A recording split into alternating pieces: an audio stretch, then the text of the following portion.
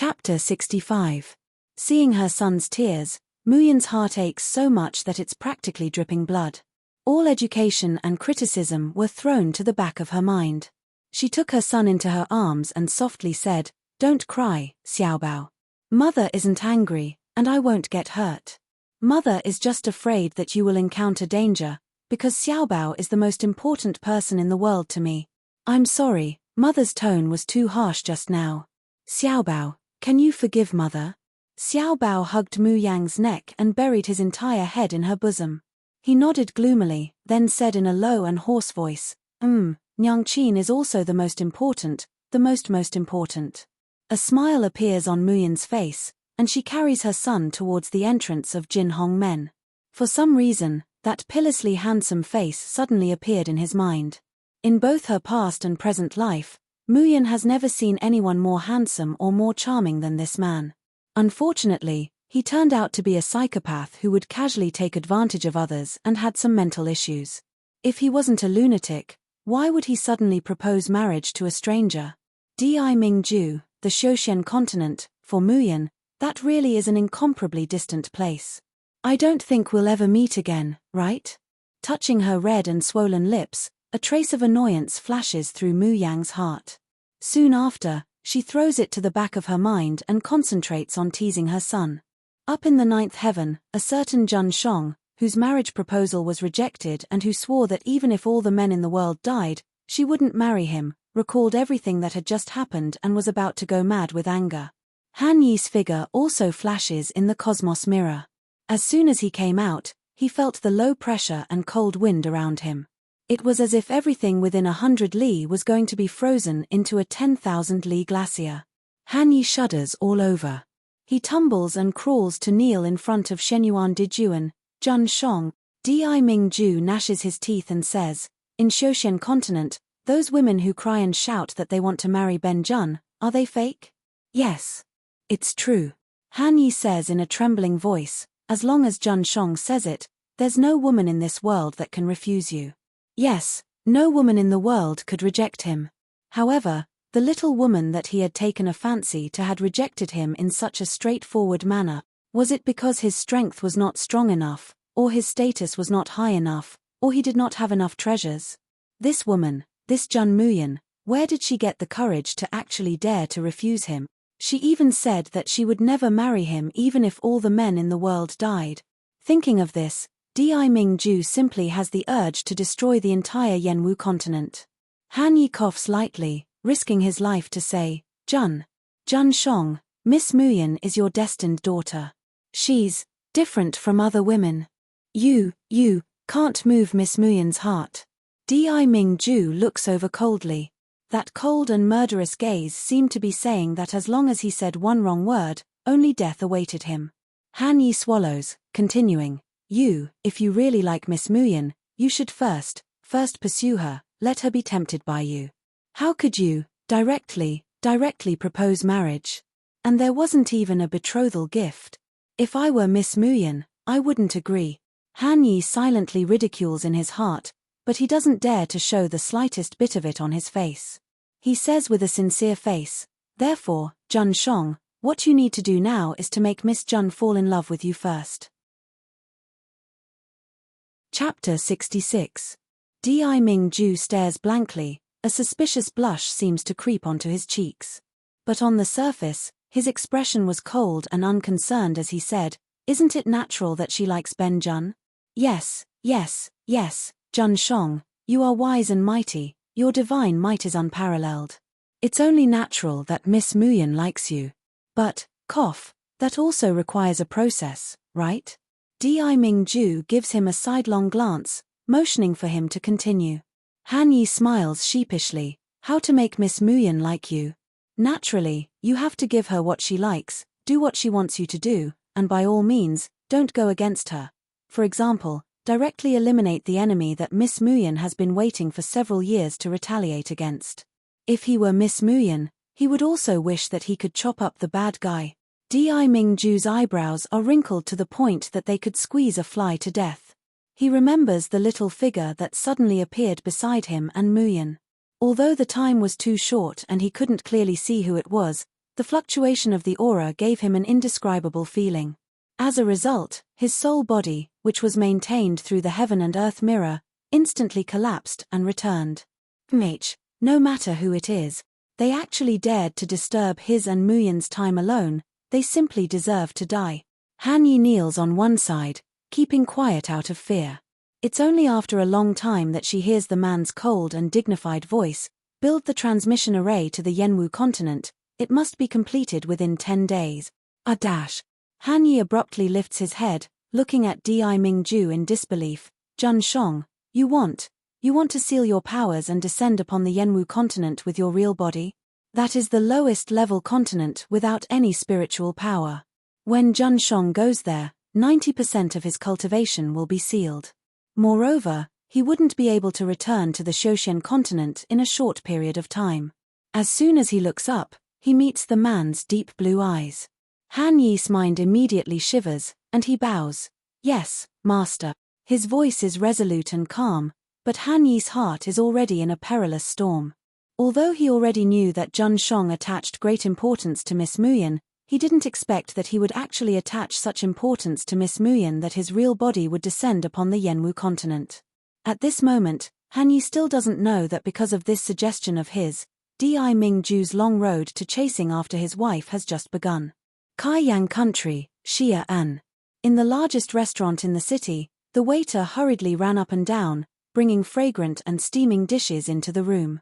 In the large private room, the huge round table was already filled with food and wine. The amount of these dishes was enough for more than 10 people to enjoy. However, in the entire private room, there was only a beautiful girl in white and a little boy who looked like he had walked out of a painting. After delivering the last dish, the waiter stood there hesitantly. Honestly, he felt that a young girl and a little boy wouldn't be able to finish so many dishes. What if these two people didn't finish eating and didn't want to pay? Thus, the waiter looked at the white-clothed girl and smiled sheepishly as he gave a price.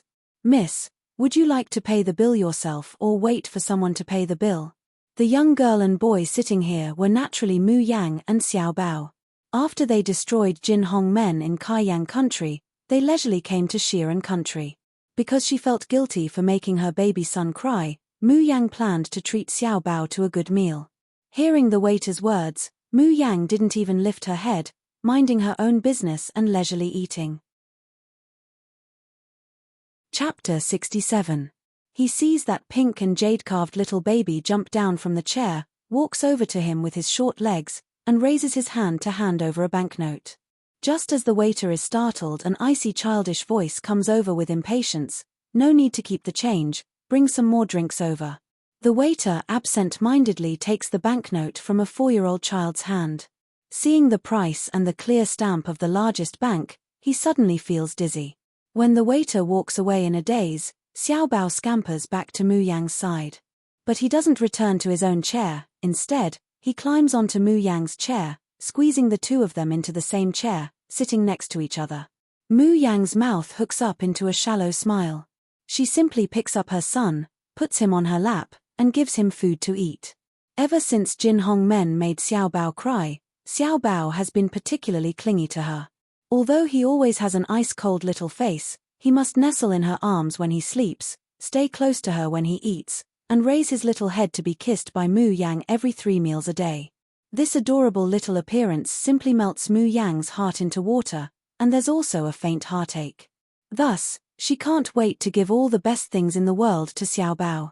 Mu Yang picks up a fragrant chicken leg, and is about to put it into Xiao Bao's bowl. Suddenly, there's a flash of white light. Without waiting for Mu Yang to react, the chicken leg, including the skin and bones, has completely disappeared. Mu Yang blinks. She sees that on the huge round dining table, there's a snow-white fluffy rabbit that she doesn't know when. The rabbit's appearance is very silly and adorable, making people want to hug it and rub it. But when it opens its mouth, the dish in front of it instantly becomes empty. Apart from the clean and shiny plate, there's not even a drop of juice or ingredient left. While Mu Yang is dumbstruck, the rabbit turns around, and has already wiped out most of the dishes on the table. The small mouth slightly opens, and it seems to burp, then it continues, "Continue your sister." Mu Yang grabs the rabbit by the nape of its neck, lifting it to her eyes, and coldly says, "I think you're tired of living, right?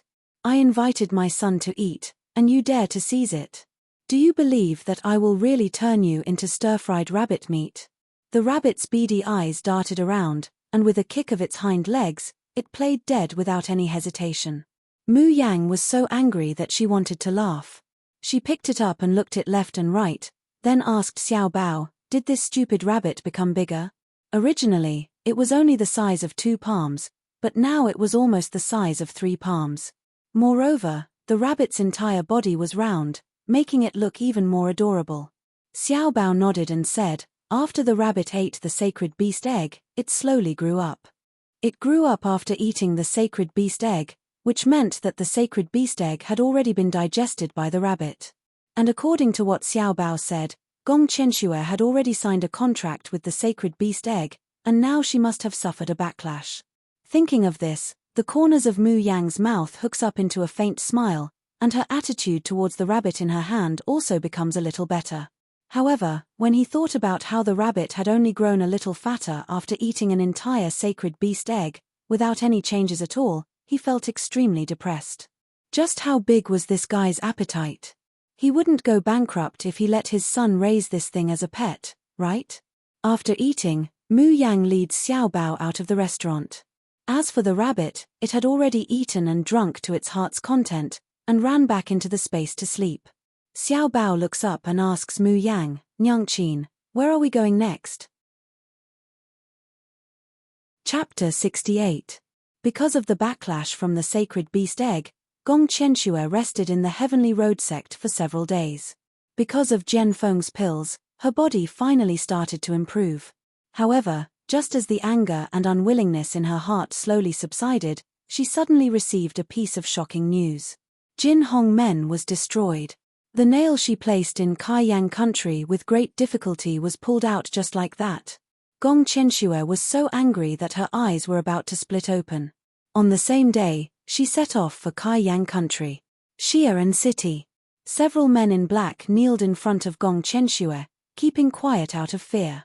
Gong Qianxue suppressed her anger and asked in a deep voice, "Jin Hongmen, what the hell is going on? Ji Changming is an expert at the peak of heaven stage, and I have spent a lot of manpower and material resources to train the assassins of Jin Hongmen. How could he be exterminated overnight? We don't know either. But by the time we arrived, Jin Hongmen was already full of corpses, not a single living mouth, Sect Master Ji even more, not even his bones were left. We searched for a long time, but we couldn't find any trace of the murderer. We only know that they were injured by a strange sword qi, and they didn't struggle at all before they died." When Gong Qianxue heard this, she finally couldn't bear it anymore. She lifted her leg and kicked fiercely. "What's the use of this consort raising a bunch of trash like you? Princess, spare me, spare me." The black-robed men prostrated themselves on the ground, trembling as they begged for mercy. It wasn't until Gong Qianxue has vented a bit of her anger that one of the black-clothed men looks up with trepidation. "Princess, please calm your anger. Although Jin Hongmen was not exterminated, there is good news from the Ghost City." "Good news?" Seeing that Gong Qianxue was interested, the black-clothed man heaved a sigh of relief and hurriedly replied, "It's a message from Commander Yang. He said that he found a talent that caught your eye and asked you to come and receive him when you have time." Sure enough, after hearing this news, Gong Qianxue's eyes lit up. Now that she has lost Jin Hongmen, she urgently needs to replenish her strength. It couldn't be better for Yang Lai to send her news at this time. As for the person who dared to destroy her Jin Hongmen, humph, one day she will make this person pay a painful price. "Miss, do you also want to enter the Ghost City?" Mu Yang is pulling her son along as they line up at the entrance of the Ghost City, waiting to pay the 100 gold coins required to enter. Suddenly, a man's voice came from behind. Mu Yang looks back and sees a simple and honest-looking middle-aged uncle. She can't help but reveal a shallow smile. "Yeah, Ari, don't tell me you don't know what kind of place the Ghost City is." The middle-aged man showed a worried and disapproving expression. "How can a delicate little girl like you enter this place? I don't see any Xian Qi fluctuations on your body. If you get bullied inside, You won't even have a chance to resist. What's more, you're actually bringing along such a small child. Sigh, listen to this uncle's advice, you'd better leave quickly. Ghost City, this is a mysterious, powerful, and bloody lawless place. It was mysterious because no one knew who the boss of the Ghost City was. They only know that the Ghost City has existed for as long as many people in Yenwu continent can remember. It's powerful and bloody because the Ghost City pursues the principle of the law of the jungle. Here, everything can be solved with force and money. The laws and regulations of the outside countries are not suitable here. Chapter 69. The only thing that the people inside can't violate is the rules of the Ghost City, and the ghost envoys who are responsible for maintaining the order of the Ghost City. Therefore, Mu Yang can hear that this uncle's reminder is absolutely out of good intentions. That's because low-level ancient martial practitioners can't see through the internal force fluctuations of high-level people. Mu Yang is in the pre-celestial realm, Xiao Bao is also in the heaven stage, but the uncle behind her is only in the profound stage. The two of them are also so young, the uncle naturally thinks that they are ordinary people who can't use internal force. Mu Yang's expression is still gentle, she shakes her head and says, "Thank you for the reminder, uncle." The words of thanks are spoken, but there's no intention of withdrawing. The middle-aged uncle originally wanted to say a few more words, but Mu Yang has already reached the end of the line. After paying 100 gold coins, Mu Yang quickly leads Xiao Bao into the Ghost City. Xi'an City's Ghost City is divided into two parts, the Exchange and the Colosseum. As soon as they enter, a flourishing, extravagant atmosphere mixed with internal force fluctuations hits them in the face. Most of the people who can live freely and happily here are big and tall men. Occasionally, there are a few women who either look valiant and majestic, or have powerful men by their side to protect them. Therefore, as soon as this strange combination of Mu Yang and Xiao Bao appears, many people's gazes converge on them. One of the shirtless men looks at Mu Yang's tender and beautiful face, and can't help but lick the corner of his mouth with his tongue, his eyes revealing a greedy and fierce glint. He walks up in 2 or 3 steps, blocking Mu Yang's path. "Beauty, did you come to the Ghost City alone? Your courage isn't small." Mu Yang shows a bashful smile. "Yeah, I've always been very courageous." "Ha, little beauty, you're interesting. This uncle likes this bright red little mouth. How about this, as long as you sleep with this uncle for a night, this uncle will guarantee that you can safely walk out of this Ghost City." As he says that, his fat, lecherous hand is already grabbing towards Mu Yang's face. The middle-aged uncle who came in behind Mu Yang instantly shows an unbearable expression, turning his head sideways. He doesn't understand why this little girl is so stubborn, insisting on entering the Ghost City. Now, not to mention going out in one piece, whether she can survive is a problem. But even if he can't bear it, with his strength, he simply can't save this pair of brother and sister. However, before the brawny man's perverted hand could touch Muyan's face, all of a sudden, the plump body shot up into the sky. Before anyone could react, he flew out in a semicircle and crashed heavily into a pillar. The entire place was deathly silent for a moment. Everyone looked at the unconscious brawny man, then looked at Mu Yang and Xiao Bao. The young girl was still smiling, her figure slender, as if she could not stand up to the wind. The little boy she was holding still had a straight face. There wasn't even a trace of expression on his handsome little face. So, what happened just now? Mu Yang doesn't care about the thoughts of the people around her. She leads Xiao Bao and continues to walk towards the beast-fighting Colosseum.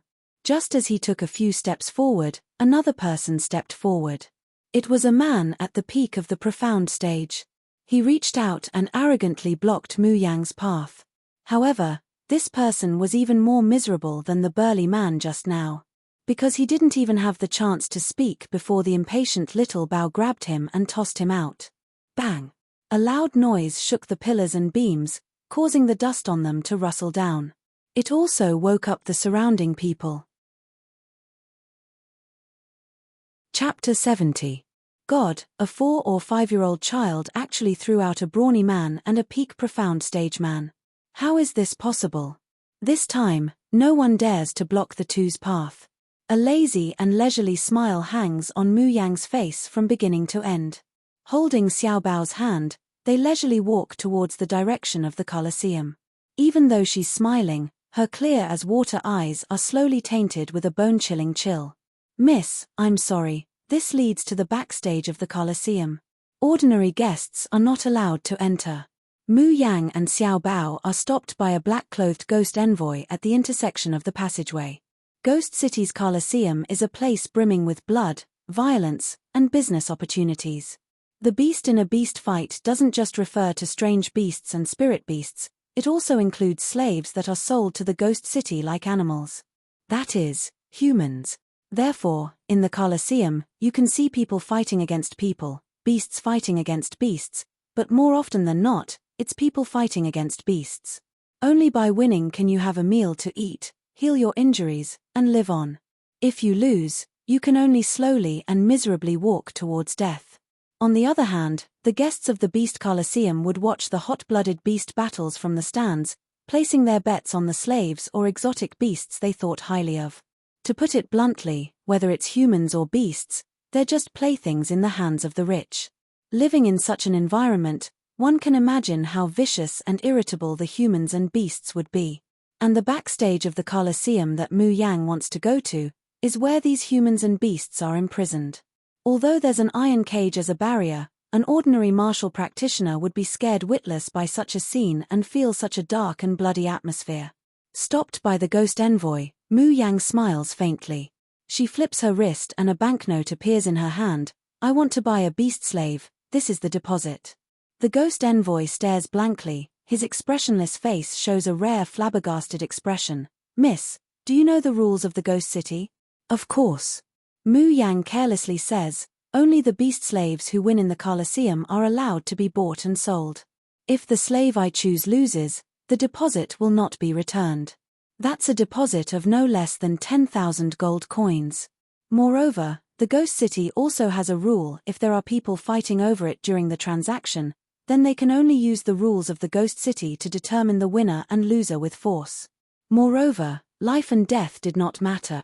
The ghost envoy doesn't believe that a delicate young girl like Muyan can use force to determine victory or defeat with the people of the Ghost City." However, seeing that Mu Yang was so insistent, the ghost envoy didn't say anything else and let her in. The passage leading to the backstage of the Ghost City is very long. Furthermore, the deeper he went, the more damp and cold it became. There was also a disgusting stench of rot mixed with it. The first thing he saw were rows of huge cages on both sides, with countless ferocious exotic beasts locked inside. As soon as they saw Mu Yang and Xiao Bao, they immediately opened their ferocious mouths, stared with their bell-like eyes, and let out heaven-shaking roars. Mu Yang's expression didn't change, but Xiao Bao coldly looked at the beasts on both sides. He did not even release the aura of his profound strength. Just a cool and indifferent glance from those icy blue eyes was enough to make all the strange beasts shiver in unison. "Woo!" The mutated beasts wailed in fear and retreated with all their might, curling up into a ball.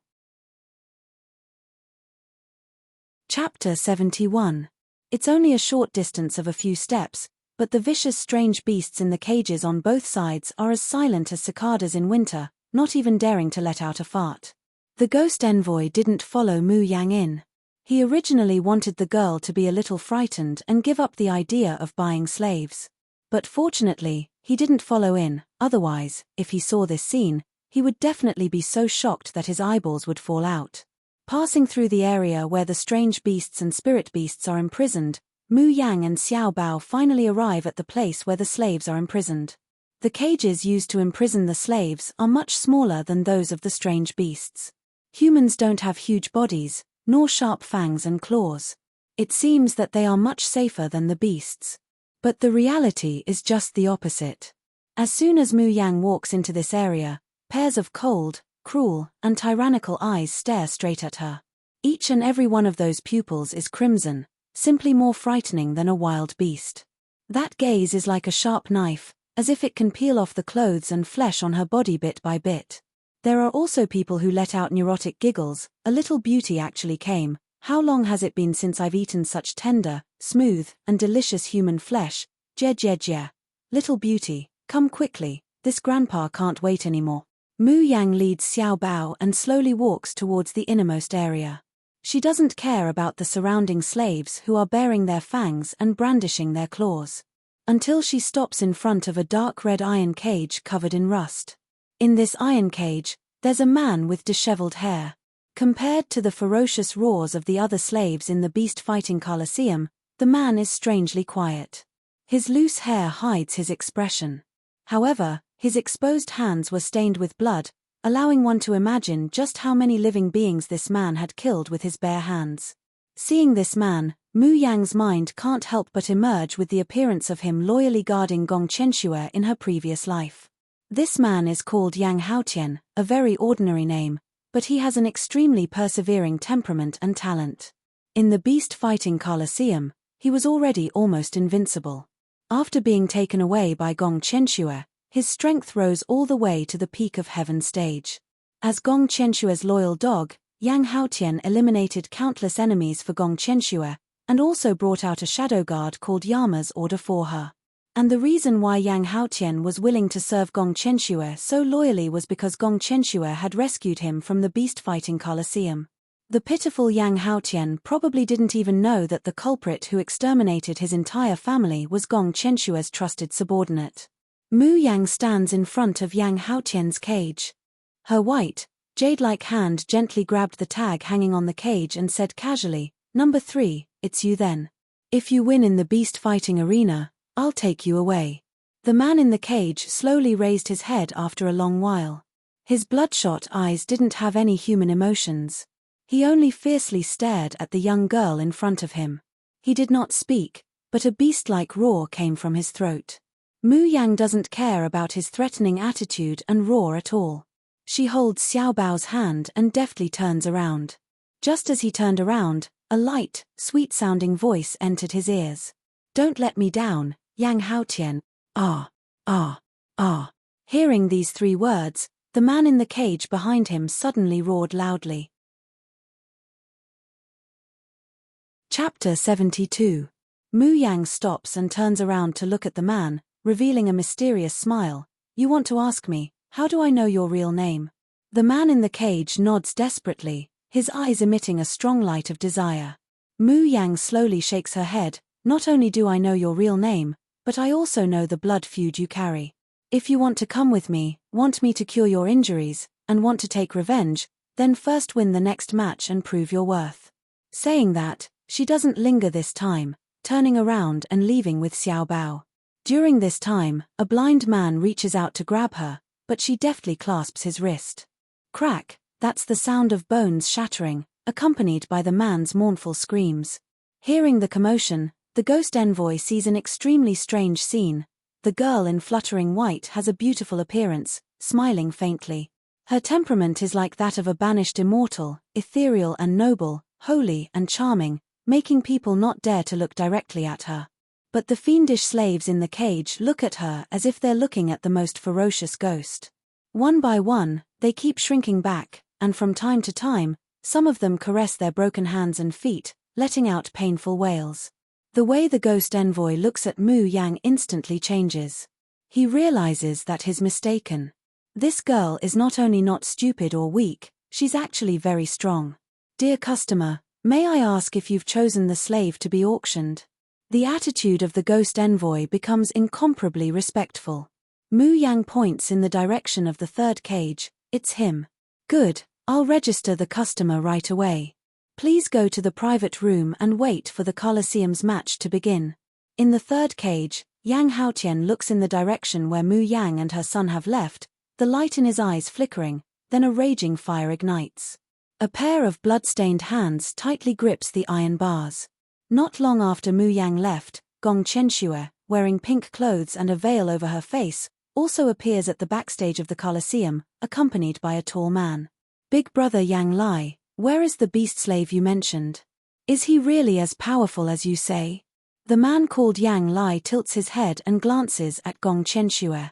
His eyes reveal a trace of adoration and longing. "When has Big Brother Yang ever lied to you?"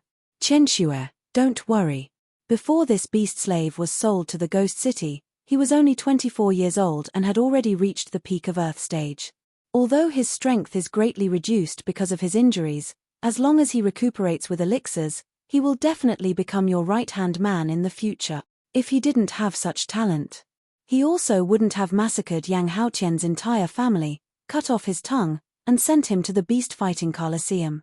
After experiencing such despair, as long as Gong Qianxue descended from the sky to save him, she believed that he would shed tears of gratitude and pledge his loyalty to Gong Qianxue. Hearing Yang Lai's words, Gong Qianxue shows a grateful smile. Big brother Yang, as the leader of Jingcheng country's #1 mercenary group, you're willing to do so many things for Qianxue. I really don't know how to thank you. Saying that, she gently grasps Yang Lai's hand, her moist eyes full of worship and gratitude. When he sees the dazed and infatuated expression on Yang Lai's face, his eyes flash with a sneer of ridicule and contempt. Chapter 73. As soon as Gong Qianxue sees Yang Haotian's blooded and scarred appearance, she immediately shows a distressed expression. You're in pain, right? Don't be afraid, I'll get you out right away. Saying that, she tries to touch Yang Haotian's wounds without caring about the filth. But Yang Haotian roars in anger and is slapped away. Yang Lai sees the red marks on the back of Gong Qianxue's hand and immediately becomes furious. He grabs Yang Haotian's collar and ruthlessly slaps him in the face. Yang Haotian is thrown to the ground and spits out a mouthful of blood. Yang Lai is still angry and wants to continue hitting, but Gong Qianxue pulls him back. Big brother Yang, don't be like this, I'm fine. I believe he didn't mean it. Saying that, she squats in front of Yang Haotian and softly says, would you like to tell me your name? My name is Gong Qianxue, I'm the princess of Jingcheng country. Don't be afraid, your suffering has come to an end, I'll get you out right away, but you have to make an agreement with me to win this beast fighting competition first, okay? Because only by winning the beast fighting competition can I propose to the Ghost City to buy you. After leaving the Ghost City, I'll definitely let you live a good life. Are you willing to believe me? Any normal person, after struggling in this dark beast fighting Colosseum for several months, would inevitably be moved when they hear a beautiful girl say that she'll get him out. What's more, this beautiful girl is the princess of a country, and she's so gentle and patient to him, not even blaming him for hurting her just now. Gong Qianxue's heart is full of certainty. She believes that after they get out, this beast slave will be dead set on her. Sure enough, after hearing her words, the beast slave's eyes shine with a burning light. In anyone's view, it seems that this beast slave is full of fighting spirit because of Gong Qianxue's words. Gong Qianxue leaves with Yang Lai, satisfied. At the door, Yang Lai takes out the deposit and says to the ghost envoy, I want to buy beast slave number 3. The ghost envoy shows a surprised expression. Number 3? Can't I? No. Of course you can. The ghost envoy takes the deposit and mutters softly, why is it number 3 again? But Gong Qianxue and Yang Lai leave in a hurry, so they don't hear it. At noon, the battle officially began. 2 cages covered by black cloth were pushed to the center of the Colosseum. One of the cages was 4 to 5 meters tall, as big as a house, while the other was less than 2 meters tall. Compared to the first, it seemed extremely small. Then, a graceful figure of a woman appeared on the high observation deck. The moment the woman appeared, the surrounding crowd immediately burst into enthusiastic cheers. Miss Ru Yang, Miss Ru Yang. Welcome, ancient martial artists, for taking the time to watch today's beast battle competition. Ru Yang smiled sweetly, her voice was as clear as an oriole. Even though she doesn't speak loudly, the strange structure of the Ghost City allows her voice to be heard clearly by everyone. Today, one side is the early Earth stage saber-toothed tiger, the other side is the peak profound stage beast slave number 3.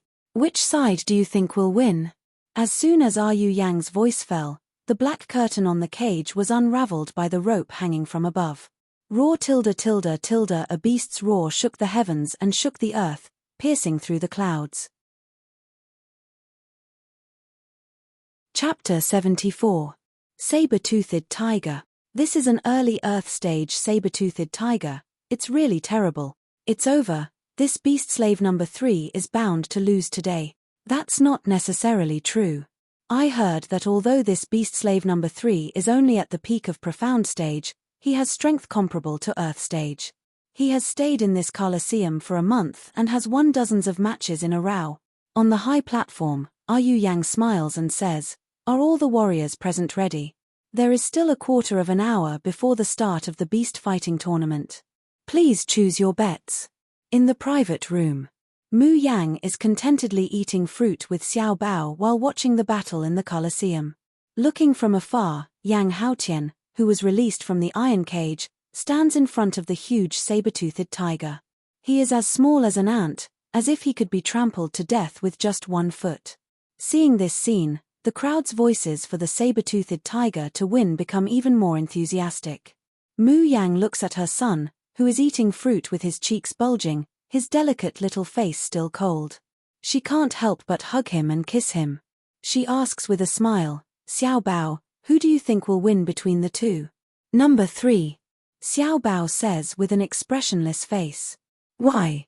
"Because Nyang Qin fancied him." Mu Yang looks at her son, who is earnestly boasting about himself, and she can't help but hug and kiss him again. And the result of the match is just as Xiao Bao said.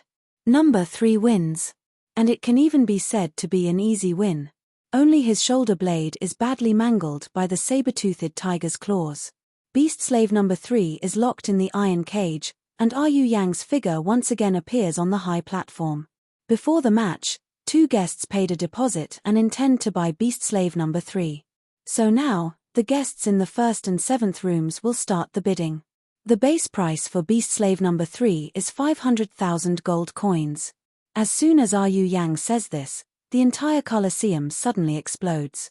Heavens! 500,000 gold coins, just to buy a beast slave, who can afford it? You can't say that. This beast slave number 3 is really powerful. If we bring him back and train him well, he will definitely become our right-hand man. In the 7th VIP room, Gong Qianxue hears someone bidding against him, and his heart suddenly bursts with anger. Yang Lai glances at him and immediately says a sentence to the maid serving at the side. The maid smiled and said loudly, "The guest in room 7 bids 600,000 gold coins." Ah! He actually added 100,000 gold coins in one go. What a big move. In the 1st private room, Mu Yang leisurely gave a price, 1 million gold coins.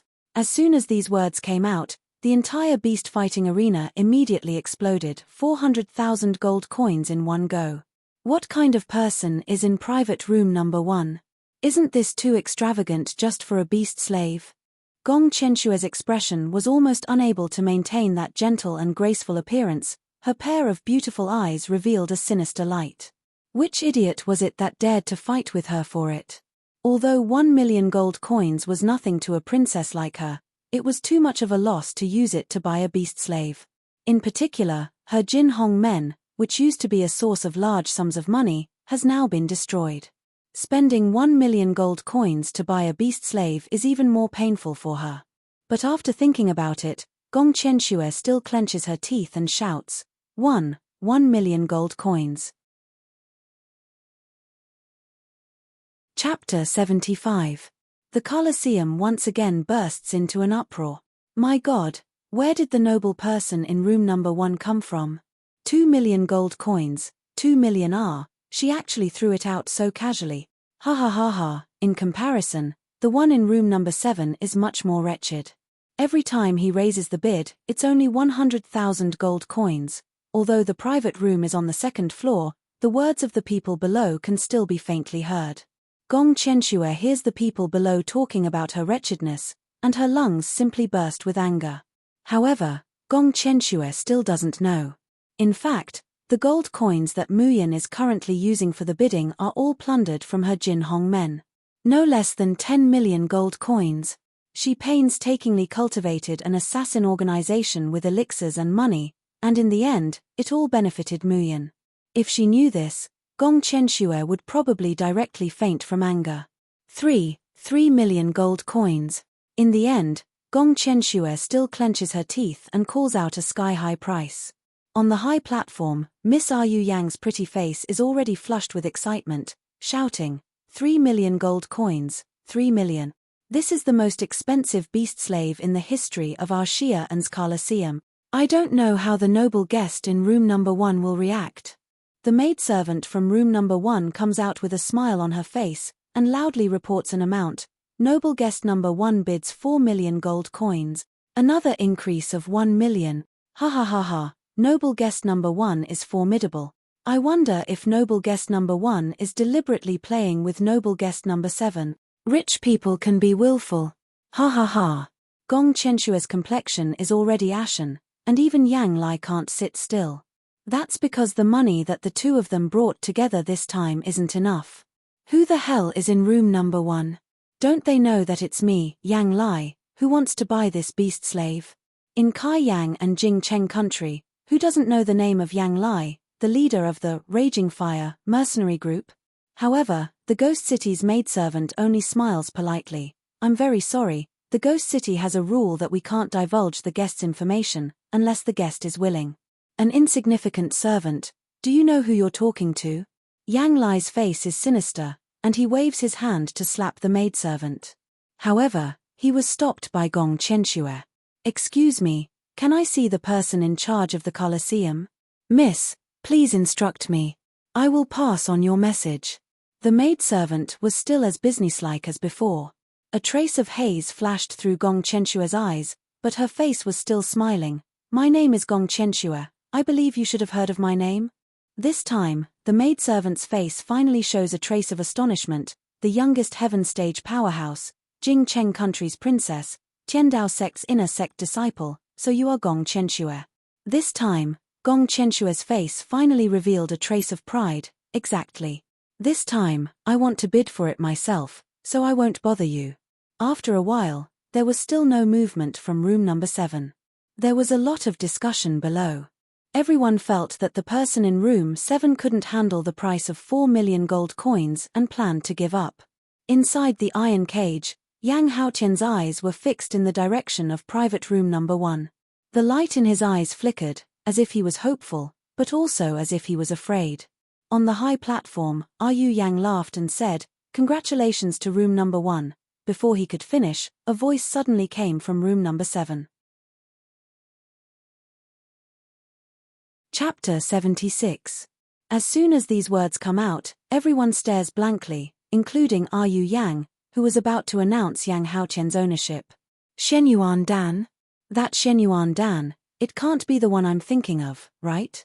But I heard that only Tiandao sect's master Jian Feng can refine the Shenyuan Dan. There are very few pharmacists in this Yenwu continent who can refine elixirs.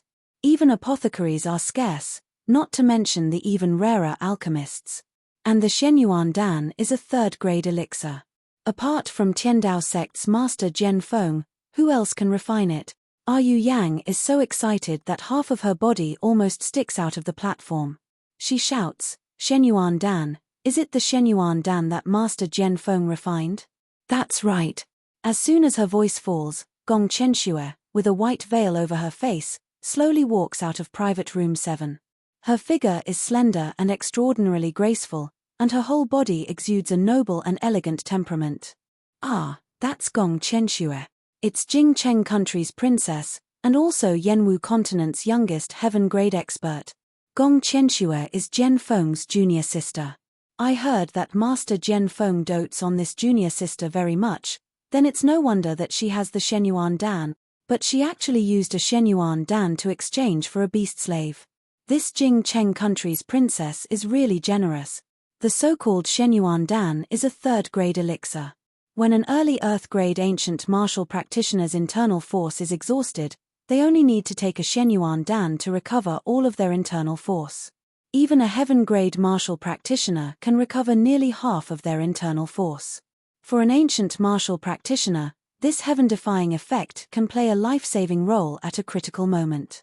From this, it can be seen how precious the Shenyuan Dan is. Listening to the admiring and envious discussions of the people below, a smile finally hangs on Gong Chenshue's face. I wonder if this Shenyuan Dan of mine is worth 4 million gold coins? Yu Yang abruptly comes back to herself and says excitedly, "It's worth, of course it's worth. A third-grade elixir refined by Master Jian Feng is priceless. Let alone 4 million, even if it's doubled, it's still not excessive. It's not easy for Jian Feng to successfully refine a third-grade Shenyuan Dan." Gong Qianxue only had this one on her. Taking it out just like that really made her heart ache.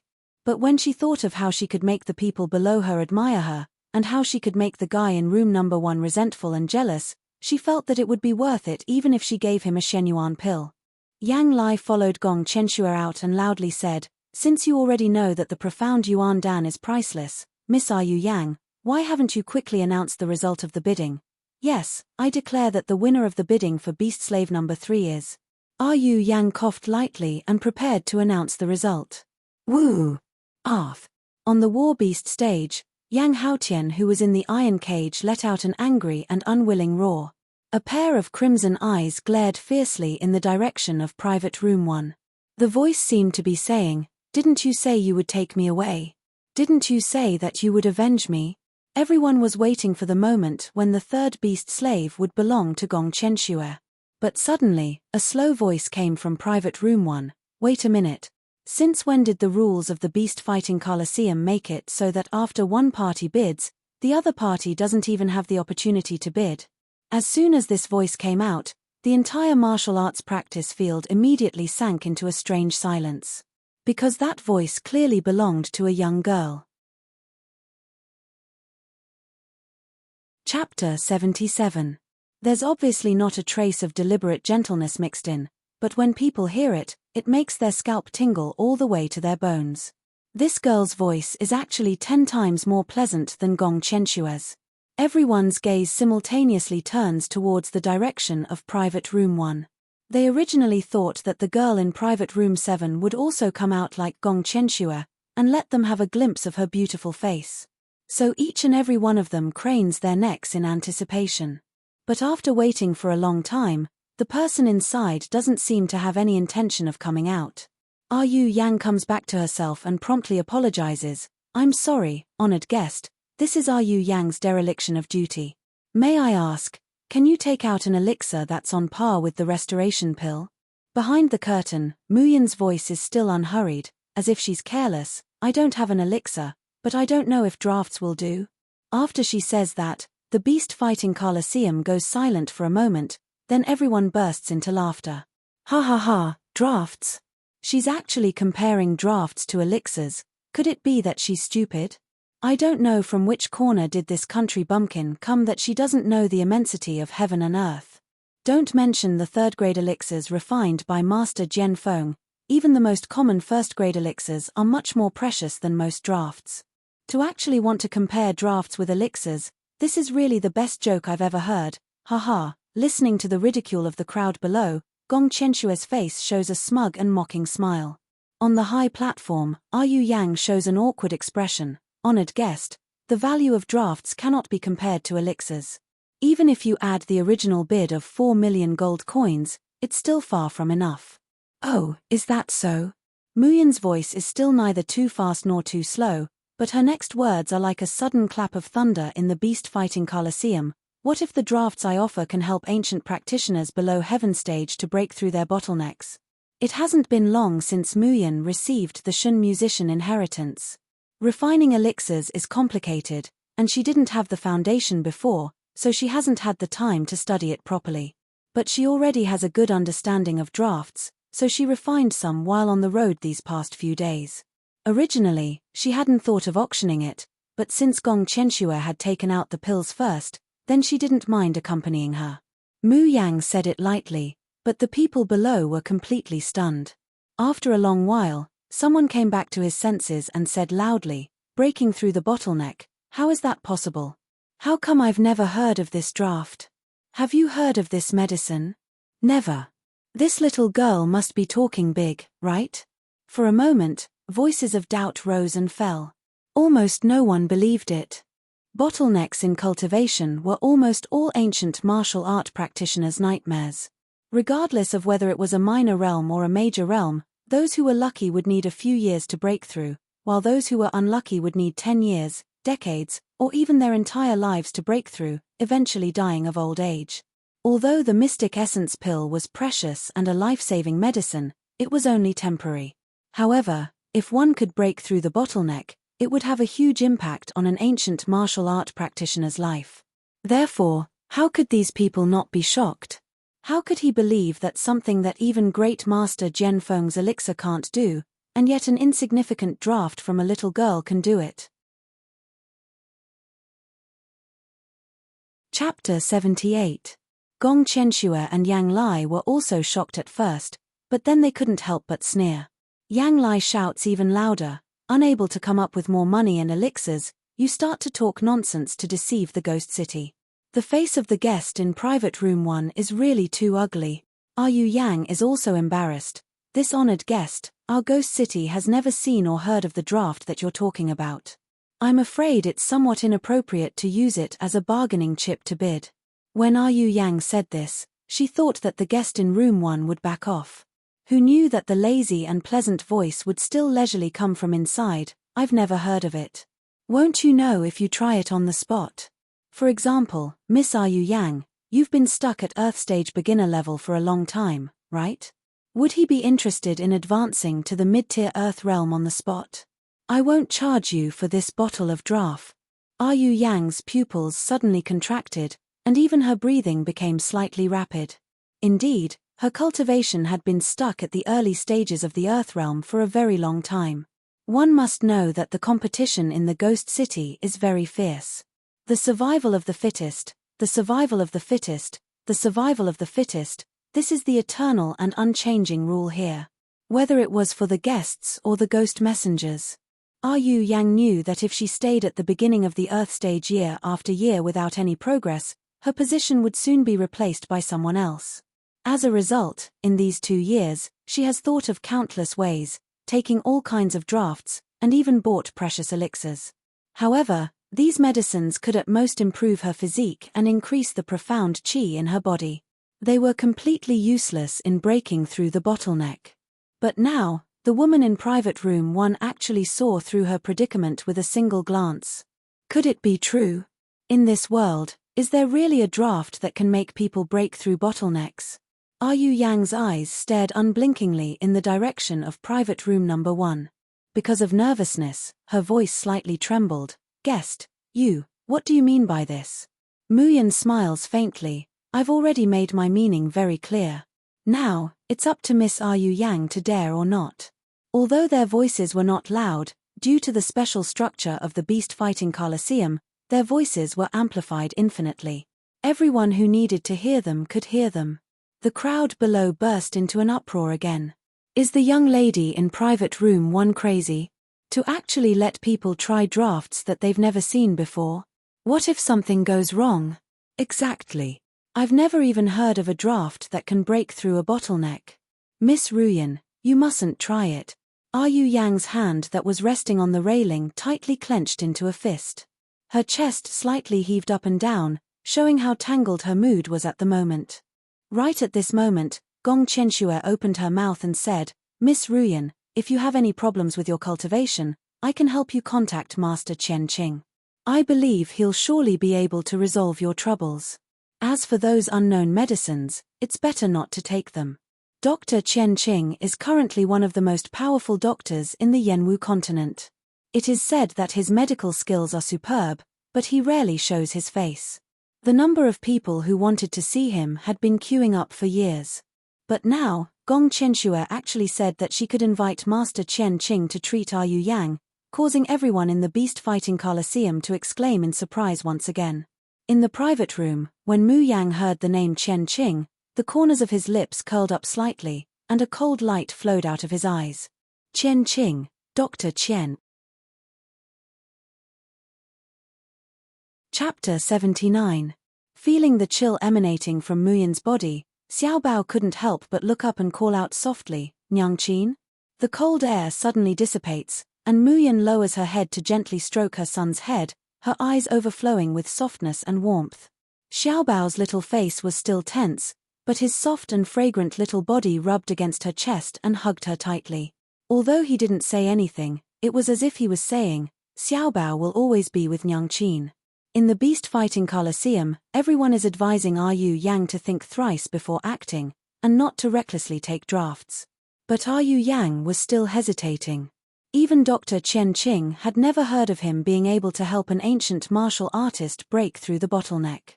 However, the guest in front of her, guest number 1, had a huge opportunity placed in front of her.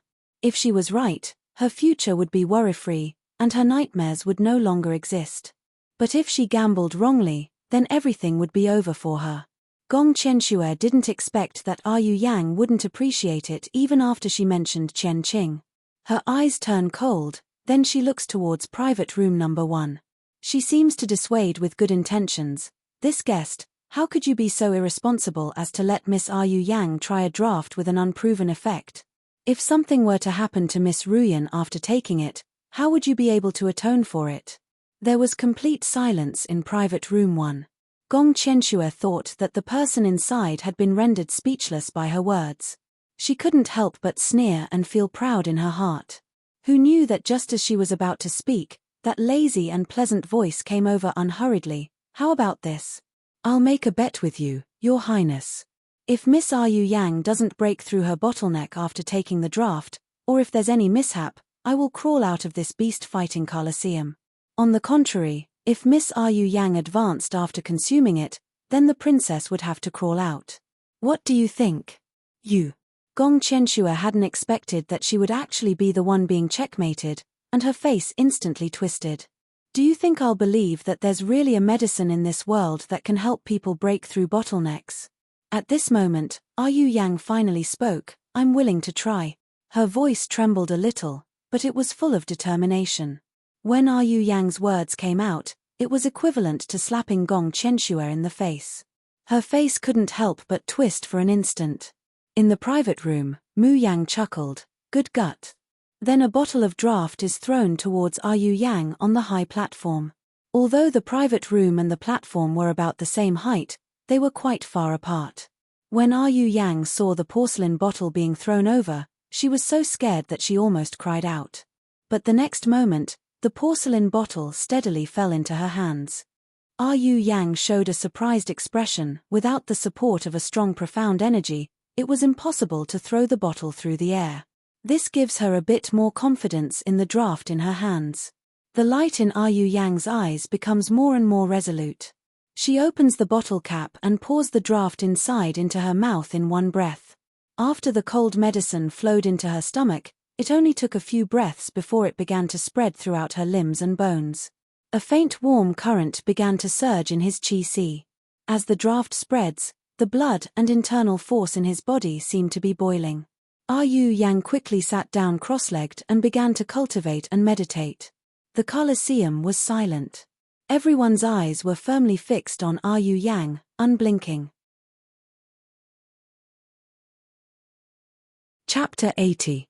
After a short quarter of an hour, a cloud of mist condensed from internal force curls up from the top of Yu Yang's head. A thick and powerful aura emanated from her body. This is the pressure of a mid-level Earth stage powerhouse. An old man at the peak of Earth stage can't help but exclaim. A high-level martial artist can see the cultivation level of a low-level martial artist. As soon as these words come out, everyone in the beast-fighting coliseum is stunned. I remember that Miss Yu Yang is at the early Earth stage, right? Absolutely, Miss Yu Yang has been stuck at the early Earth stage for more than a year. This is actually true. Heavens, there's actually a draft that can help people break through bottlenecks in this world. That's incredible. Some people can't help but look in Gong Qianxue's direction, lowering their voices to whisper. In comparison, the profound restoration dan that Jing Cheng country's princess took out sounds frightening, but its true value is completely incomparable to the draft that the guest in private room 1 has taken out. That's right.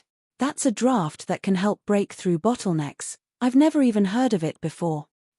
Fortunately, Her Highness the Princess didn't agree to the bet just now, otherwise wouldn't she be crawling out of the beast-fighting coliseum right now?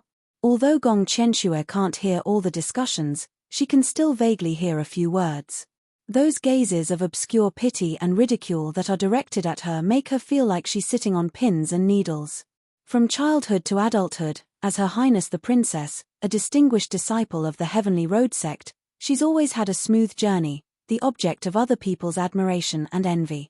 When has she ever lost as much face as she did today? And all of this was brought to her by the woman in private room 1.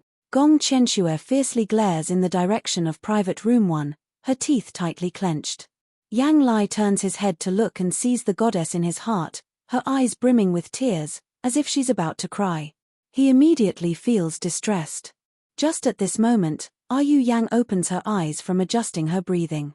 She looks at Private Room 1 with a grateful expression, and immediately says, "I declare that the value of the draft that noble guest in Private Room 1 can break through bottlenecks is higher than that of the profound restoration Dan.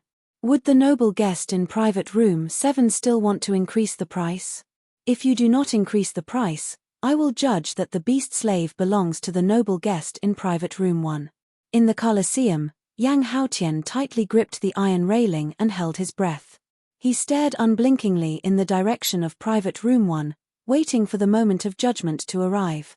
Yu Yang waited for a while, but seeing that Gong Qianxue didn't respond, she couldn't help but smile and said, "Since the honored guest from the 7th room no longer increases the price, then I declare that the third beast slave belongs to the honored guest from the 1st room.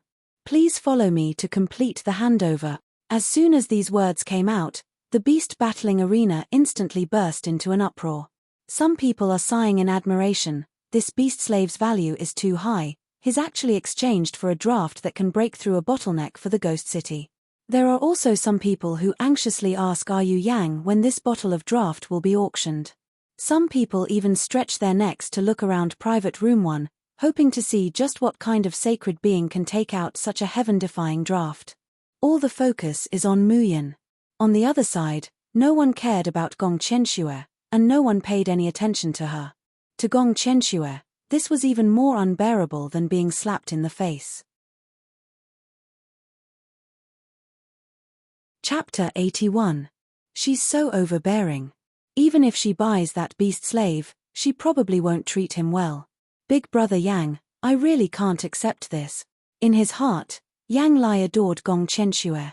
At this moment, seeing her sad and mournful appearance, how could he bear it?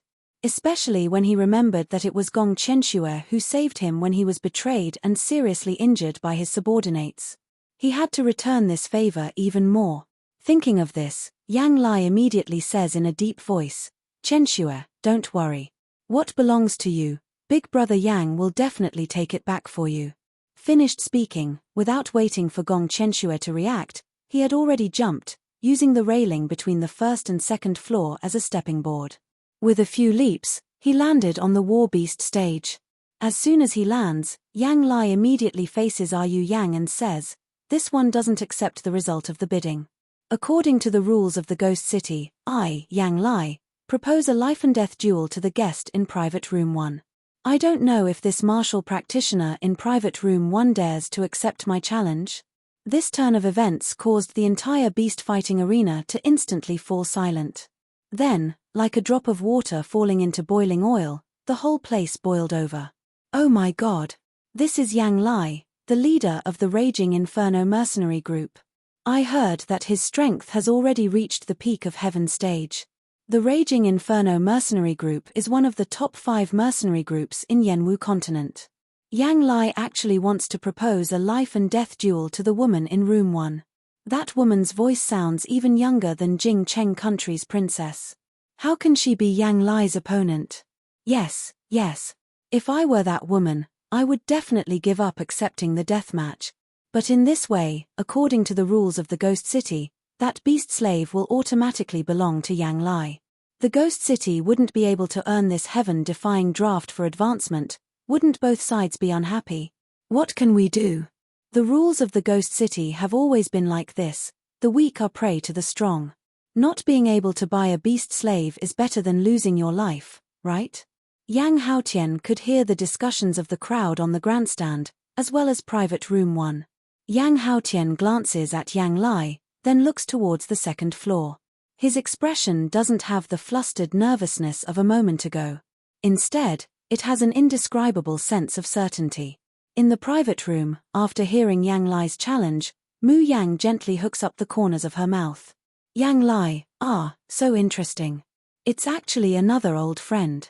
In the past life, Yang Lai was even more loyal to Gong Qianxue's confidant than Yang Haotian. For Gong Qianxue, he can do anything devoid of conscience, such as killing Yang Haotian's entire family, cutting off his tongue, and selling it to the Ghost City. Another example, just because he suspected that Mu Yang had betrayed Gong Qianxue, he sold her and another person to Wen Ren Ku, causing her to almost be defiled by animals. Then Gong Qianxue descended from the sky like a savior, making her even more grateful to Gong Qianxue and even more devoted to her. He, what a good pawn of Gong Qianxue, what a loyal and devoted dog. Through the thin curtain, Mu Yan's line of sight falls on Gong Qianxue from afar. The smile at the corners of her mouth is enchanting and cold, like an azura walking out of the red lotus hell. Gong Qianxue, don't worry. In this life, I will not kill you so easily. Because it would be too easy for you to die just like that. Bit by bit, I will get rid of all the claws and teeth around you, and pull out the nails you've buried in the Yenwu continent one by one. I want to see you lose everything and die in pain and madness. Chapter 82. Enchanting. Her cold hand is caught by a soft little hand. Mu Yang suddenly sobers up from the hatred of her past life. Seeing her son's soft and cuddly little face, a warm tenderness emerges in Mu Yang's eyes. For the rest of her life, she must remember. Vengeance must be avenged. But the most important thing in her life isn't vengeance, but her most cherished Xiaobao. As long as it's for Xiaobao's good, even if she has to give up her life and give up her revenge, she doesn't care. Xiaobao tightens his handsome little face and says coldly, Enchanting, did that person bully you? I'll go teach him a lesson. Mu Yang can't help but laugh, pinching her bulging cheeks. That kind of trash can bully Enchanting. Do you think that's possible? Just then, because she's slow to respond, Yang Lai once again says in a loud voice, Enrich. It turns out that the person who can come up with a heaven-defying draft is just a coward who is greedy for life and afraid of death. In that case, we'll accept this beast slave number 3. Saying that, he looks at Yu Yang. The rules of the Ghost City are like this. I believe that Miss Yu Yang wouldn't mind, right? Yu Yang shows an awkward expression. Let Yang Lai take away beast slave number 3, and the auction price will be based on Gong Qianxue's bid. That is, a Shenyuan Dan in exchange for the ownership of this beast slave number 3. Although the Shenyuan Dan refined by Master Zhenfeng is also very precious, compared to that heaven-defying draft that allowed her to advance to the Middle Earth stage in a short quarter of an hour, its value simply can't be compared. But so what if she's unwilling? The rules of the Ghost City are like this, everything is based on the strong. Even Yu Yang can't go against it. She sighs softly and says, since, before Yu Yang can finish speaking, the curtain of Private Room 1 is suddenly lifted and a figure slowly walks out. It's a young girl wearing a snow-white dress, casually holding an old zither in her hand. The girl's face is covered with a very ordinary ghost mask, covering her face. But just by looking at her figure and the porcelain white jade-like skin that's exposed, one can tell how young she is. Moreover, it was clear that the ghost mask completely covered the young girl's appearance, but compared to Gong Qianxue who wore a veil and half held the peeper to cover her face, this young girl made it even more difficult for people to shift their gazes away. It seemed as if every move and every gesture carried a charm and laziness that caused one's heart to tremble. Even though Zhong Xian couldn't see her face, just looking at her alluring figure was enough to intoxicate him. Commander Yang wants to fight me to the death. Mu Yan lightly leans on the railing, her sweet-sounding voice carrying a hint of indifference as she asks, does it mean that whoever wins will obtain his ownership? Mu Yang points at Yang Haotian inside the cage. Exactly. Yang Lai said in a clear voice, do you dare to accept my challenge? A low, mocking laugh comes from Mu Yan's mouth. She fiddles with the zither as she leisurely says, Great Leader Yang, it's not good to seek your own death at such a young age. I'm afraid you're not worthy of me accepting your challenge. Everyone in the beast-fighting Colosseum couldn't help but sneer at this big talk. This girl actually said that Yang Lai is not worthy for her to accept the challenge. I think she's crazy, right? Does she think that she can defeat a peak heaven stage expert just because she has an elixir that can help her break through the bottleneck? Simply dreaming. A strong killing intent flashes through Yang Lai's eyes. Whether I'm worthy or not, we'll know after we compete. Chapter 83. Mu Yan raises her hand and hooks her jade-like index finger. Then, come, I accept the invitation. That action is like calling a dog over. It can be said to be extremely provocative, and completely disregarding Yang Lai. At this moment, Yang Lai is finally enraged. He roars, and his whole body soars into the sky. Just like when he came down, he uses the railing as a stepping board, and like a soaring eagle, he pounces straight towards Muyin. Ah! Watch out! It's over, this girl is dead meat. Commander Yang's internal force pressure is so frightening. However, from the beginning to the end, Muyin has been languidly leaning on the railing, too lazy to even move. It's not until Yang Lai steps on the second railing and jumps up that her fingers gently pluck the strings. The beautiful sound of the zither resounds, and at the same time, it's accompanied by a swift and fierce sword energy, whistling towards Yang Lai. A muffled groan comes out of Yang Lai's mouth. Immediately after, a bloody mark appears on his thigh and arm, and blood splatters everywhere. Yang Lai awkwardly tumbles down from the air, falling back into the beast-fighting coliseum. The whole audience is silent for a moment, and everyone's eyes fall on the Tianmo Qin in Muyin's hands. This is a sound blade attack, right? Could it be that this girl is from Fanyin Palace? Are you kidding me? Although Fanyin Palace is the only sect that can use sound blade attacks, it's still just an unremarkable small sect. How could they have such a heaven-defying draft, and how could anyone hurt Commander Yang Lai? Was I hallucinating just now? The internal force emitted from that sound blade attack is so powerful, I even feel that it's stronger than Commander Yang Lai's. You can see that woman's cultivation. I'm at the early Earth stage, but I can't see it at all. I'm at the high Earth stage, I can't see it either. I'm at the middle heaven stage, even this old man can't see it. In the stands of the beast-fighting coliseum, all the ancient warriors look at each other in dismay. The way they look at Muyin is no longer shock, but amazement. One can launch a sound blade attack, and the other has a mysterious energy attached to the sound blade attack that's more powerful than Yang Lai's. Even a mid-rank heaven stage warrior couldn't see through his cultivation. What did this mean? Could it be that this woman is actually at the peak of heaven stage like Yang Lai? Someone couldn't help but exclaim. However, he was immediately rebutted. How is that possible? Looking at that girl's figure and listening to her voice, she's clearly a lot younger than Gong Qianxue. If she's at the peak of heaven stage, then what does Gong Qianxue, the #1 genius of Yanwu continent, count as? Everyone's eyes couldn't help but secretly glance at Gong Qianxue outside the 7th private room. Countless gazes focused on her, causing Gong Qianxue to almost grind her teeth to pieces. Just now, she had enjoyed the vanity pleasure of being the center of attention, but now, she was filled with disgust and hatred. She wanted nothing more than to disappear from this place, and she wanted nothing more than to tear the woman in white who had embarrassed her into pieces. Down below, Yang Lai also hears everyone's discussion. He could endure being injured and humiliated, but he could not endure Gong Qianxue's reputation being tarnished. With a strong murderous intent in his eyes, Yang Lai fiercely glares at Muyin. Gnashing his teeth, he says, "You can only rely on your sound blade attacks to shamelessly mount sneak attacks from high places. If you have the ability, come down and fight me one-on-one." Chapter 84. Since it's a one-on-one duel and a life and death duel, shouldn't it be Her Highness the Princess herself? Yang Lai chokes from the question, momentarily speechless. Everyone is discussing spiritedly, their gaze is veiled towards Gong Qianxue. Because they think that Muyin is right. Stop talking nonsense. Yang Lai shouts, interrupting Muyin, "I want to buy this beast slave, it has nothing to do with Qianxue. If you want to take this beast slave away today, you must accept my life and death duel." Just from that simple sound blade attack, Yang Lai knows that this girl's cultivation is definitely higher than Gong Qianxue's.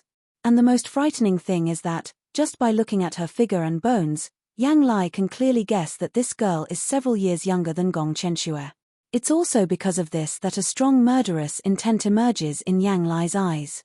Because he knows that if he lets this girl live, it will have a huge impact on Gong Qianxue's title as the #1 genius in Yanwu continent. What? Don't tell me you don't dare to accept the challenge? Yang Lai sees that Muyin still hasn't come down, and he can't help but sneer, Seeing how nervous you are about this beast slave number 3, could it be that he's your lover? You wouldn't be having an illicit affair with him, giving birth to a bastard, right? Ha ha ha.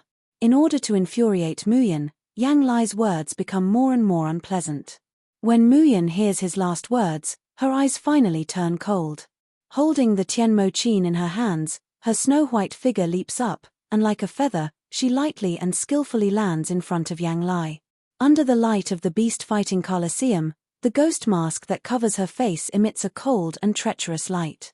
The girl's voice is like the sound of nature, slowly echoing in Yang Lai's ears. Yang Lai, I hope that you can still laugh in a moment. Yang Lai seems to have heard the funniest joke, then a fierce light bursts out of his eyes. Little girl, you think that by relying on elixirs to push your cultivation to the peak of heaven stage, you're invincible in the world. Hee, today, I will make you regret your frivolity. Before his voice falls, he has already formed a claw with his fingers, ruthlessly grabbing at the ghost mask on Muyan's face. As he moves, the internal force and pressure belonging to the peak of heaven stage violently surge like a tumbling river. A thick murderous aura pervaded the entire Colosseum. Even the spectators in the first few rows near the Warbeast stage could feel this terrifying pressure and shivered. Only Mu Yang, from beginning to end, has been standing there absent-mindedly. A charming smile appeared on her face under the ghost mask. As Yang Lai approaches, Mu Yang gently plucks the Tianmo Qin in her hand. An invisible sound blade shoots towards Yang Lai like a sharp sword. Yang Lai sneered, "Do you think I will fall for the same trick?" After he finished speaking, his figure flashed like a bolt of lightning, instantly dodging the sound blade. "Let's see what you can do without the sound blade." Die-or. Before he could finish his arrogant declaration, Yang Lai suddenly feels a sharp pain in his back. He staggered and almost fell to the ground. There's still a careless smile on Mu Yang's face. Her white, jade-like fingers lightly pluck the strings of the zither. She says guiltily, "I'm really sorry, I forgot to tell Commander Yang that my sound blade attacks can turn." When these words came out, everyone in the Colosseum wondered if they had heard wrongly. Chapter 85. But just now, you also saw that after Yang Lai dodged that sound blade, it actually went around to his back. Who can dodge such an attack? Everyone's faces reveal an aghast expression, because they think that if they were in Yang Lai's place, they would be even more miserable and miserable. Yes, miserable and miserable. Next, Yang Lai profoundly displays these two terms in front of everyone. The sweet tinkling sound of the zither flows out from the girl's slender fingers. But it doesn't only bring lingering music, but also a solemn murderous intent. Isn't Yang Lai strong? No, he's very strong. How can a peak heaven stage ancient practitioner not be strong? In Xia An's Ghost City, you can't even find one or two people stronger than him. However, such a strong person doesn't have the slightest strength to fight back under the girl's zither attack. Countless sound blades come in a continuous stream, forming a hurricane that wraps around Yang Lai. No matter how he rushes left and right, he will eventually be blocked by the sound blade attack. The wounds on Yang Lai's body are increasing, and the internal force within his body is being consumed faster and faster. Because only by constantly operating internal force can he withstand the sound blades. Otherwise, he would have already been cut into 7 or 8 pieces by these sound blades. But what Yang Lai fears the most isn't the sound blade attack. Rather, it's the spiritual impact contained in the zither sound. In his mind, scenes of being betrayed, abandoned, and facing death keep appearing. Anger, hatred, pain, despair, all the negative emotions rush into his mind like a tide. Yang Lai roars, "Slut, slut. Let me out if you have the ability, I'm going to kill you. Kill you." Mu Yang skillfully plucks the strings of the zither, leisurely smiling. "Great Commander Yang, I have no enmity with you, why do you have to kill me?" Yang Lai's mind is already on the verge of collapse. Hearing this, he roars, "Because you blocked Qianshue's path. You're obviously younger than Qianshue, but your cultivation is far higher. If I let you live, how could Qianshue still be called Yanwu Continent's #1 genius?" These words coming from Yang Lai's mouth are tantamount to confirming the fact that Gong Qianshue is inferior to Mu Yang. The spectators in the Colosseum were in an uproar again.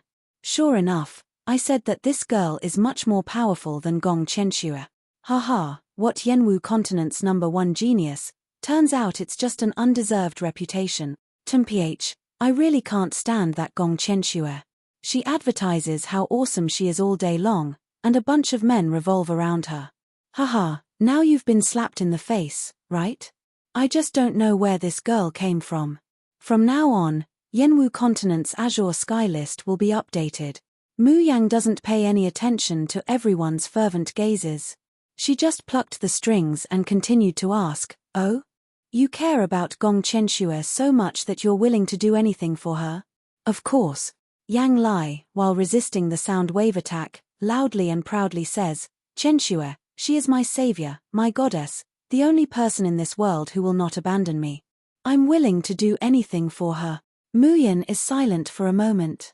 Her gaze sweeps over the man in the iron cage not far away, and she faintly says, "For her, you would even kill and set fire to it, and exterminate Yang Haotian's entire clan?" Chapter 86. Ha ha ha ha, it's me who exterminated Yang Haotian's entire clan, so what? Yang Lai laughs heartily. Who told Qianxue to take a fancy to that kid and have me recruit him? But that kid refused. Since he doesn't know what's good for him, then I'll kill his entire family, cut off his tongue, and sell him to the ghost city. Ha ha ha, wait until he experiences this life that's neither human nor ghost. When he's in complete despair, then Qianxue will come down from the sky to save him. How could he not be grateful to Qianxue? At that time, he'll be a dog by Qianxue's side, and she can order him around however she wants. Ha ha ha. Ah ah ah. Ah. Yang Haotian's crazy roar comes from the iron cage at the side. His crimson eyes are like a madman, staring hatefully at Yang Lai. The heavy iron cage vibrates violently under his shaking. His hands were covered in blood, and the sound of bones cracking could be heard. However, he was actually able to forcibly bend the cage made of fine iron. Mu Yang's eyes are deep and cold. Looking at Yang Haotian's crazed and pained appearance, it's as if she's looking at the distant past. The Yang Haotian in front of her is really pitiful. Just because he had outstanding talent and a persevering temperament, he had to bear the fate of having his family ruined and his family killed. That's why he was trained to be Gong Qianxue's dog. But how much better was she in her previous life? Just because the child she was pregnant with was an immortal fetus, her abdomen was forcibly cut open, and her womb palace was cut out. Her blood feud was clearly right in front of her, but she had eyes but couldn't see, and foolishly worked herself to the bone for her. As for Gong Qianxue's henchman Yang Lai before her, he's nothing more than a pitiful and pathetic fool. He regards Gong Qianxue as his savior and goddess, but in Gong Qianxue's eyes, what's the difference between him and a dog? Yang Lai is still laughing incessantly. In the whole world, only Qianxue won't betray me, won't abandon me. As long as it's for Qianxue, I'm willing to do anything. Mu Yang can't help but sneer. Do you really think that Gong Qianxue won't abandon you? Then why don't you look up now, and see if the goddess in your heart still cares about your life or death? Yang Lai is startled, and the movement of circulating internal force pauses. In a split second, the sound blade cuts open a wound on his body, so deep that the bone can be seen. However, he couldn't care less about that. Instead, he raised his head and looked in the direction of Private Room 7. He saw that the place was empty, and there was no sign of Gong Qianxue. Even the two guards by Gong Qianxue's side had disappeared. Did you see that? Mu Yang ridiculed, as early as when you were trapped by my wind blade, when I determined that you were completely useless, she had already sneaked away. She knew that if she stayed, she would only suffer even greater humiliation. She might even be asked by me to fulfill our agreement and crawl out of the beast-fighting arena. As for your life and death, hey, she has never cared about it. Everyone in the martial arts practice field could not help but discuss loudly. None of them actually noticed that Gong Qianxue had already snuck away at an unknown time. Anyone with discerning eyes can see that Yang Lai is fighting for Gong Qianxue's sake. Now that Yang Lai is in danger, Gong Qianxue actually sneaks away by herself. This caused many people to feel extreme disdain towards Gong Qianxue's actions. Chapter 87. It's far more than fishing for fame and compliments. Didn't you hear what Yang Lai just said? In order to get loyal subordinates, Gong Qianxue actually had his entire family killed, and even crippled them before selling them to the ghost city. Such conduct is simply insane. Such a person is actually called the #1 genius of Yanwu continent, and is even ranked first on the Azure Sky list. Really too shameless. On Yang Lai's side, after confirming that Gong Qianxue has really abandoned him, he almost completely collapses into madness. No. Impossible. Qianxue couldn't have done this to me. Don't try to deceive me. I won't believe you. Yang Lai roars hysterically. Qianxue is the best girl in the world. Only she appeared and saved me when I was at my most desperate and helpless time. Mu Yang stops moving the strings in her hands, and the sound blades stop attacking. So Yang Lai clearly sees the pity and ridicule in her eyes. Oh, that's right. There's one thing that you probably don't know, right? When you were betrayed in the mercenary corps, you were almost put to death. The person who betrayed you, it was Gong Qianxue who bribed him. I think you must be very clear about the reason. Just like what you did to Yang Haotian, it's exactly the same. Yang Lai fiercely widens his eyes, and a trace of extreme fear emerges in the depths of his eyes. He immediately pounces madly at Mu Yang. Slut, don't try to deceive me. You dare to slander Qianxue, I'll kill you. Mu Yang easily dodges, and continues to speak unhurriedly. If I remember correctly, the person who betrayed you was your life and death brother, right? Before you killed him to avenge your death, didn't he reveal anything to you?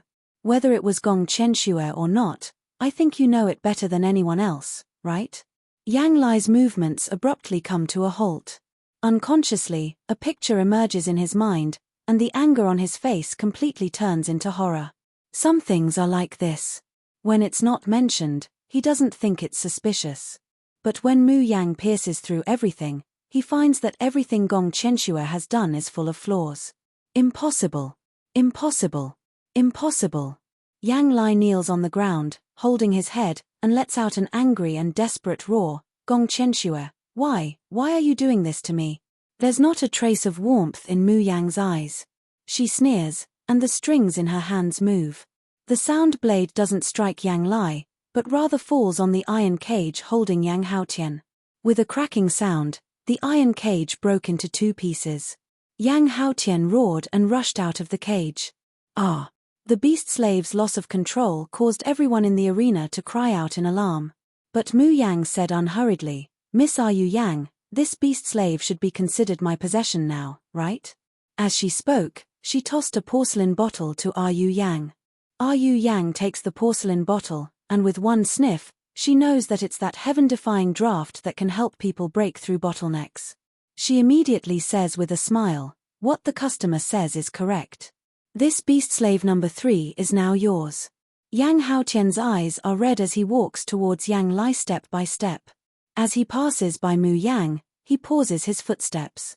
Mu Yan indifferently says, I promised you, as long as you come with me, I will avenge you. Now, this person is yours to deal with.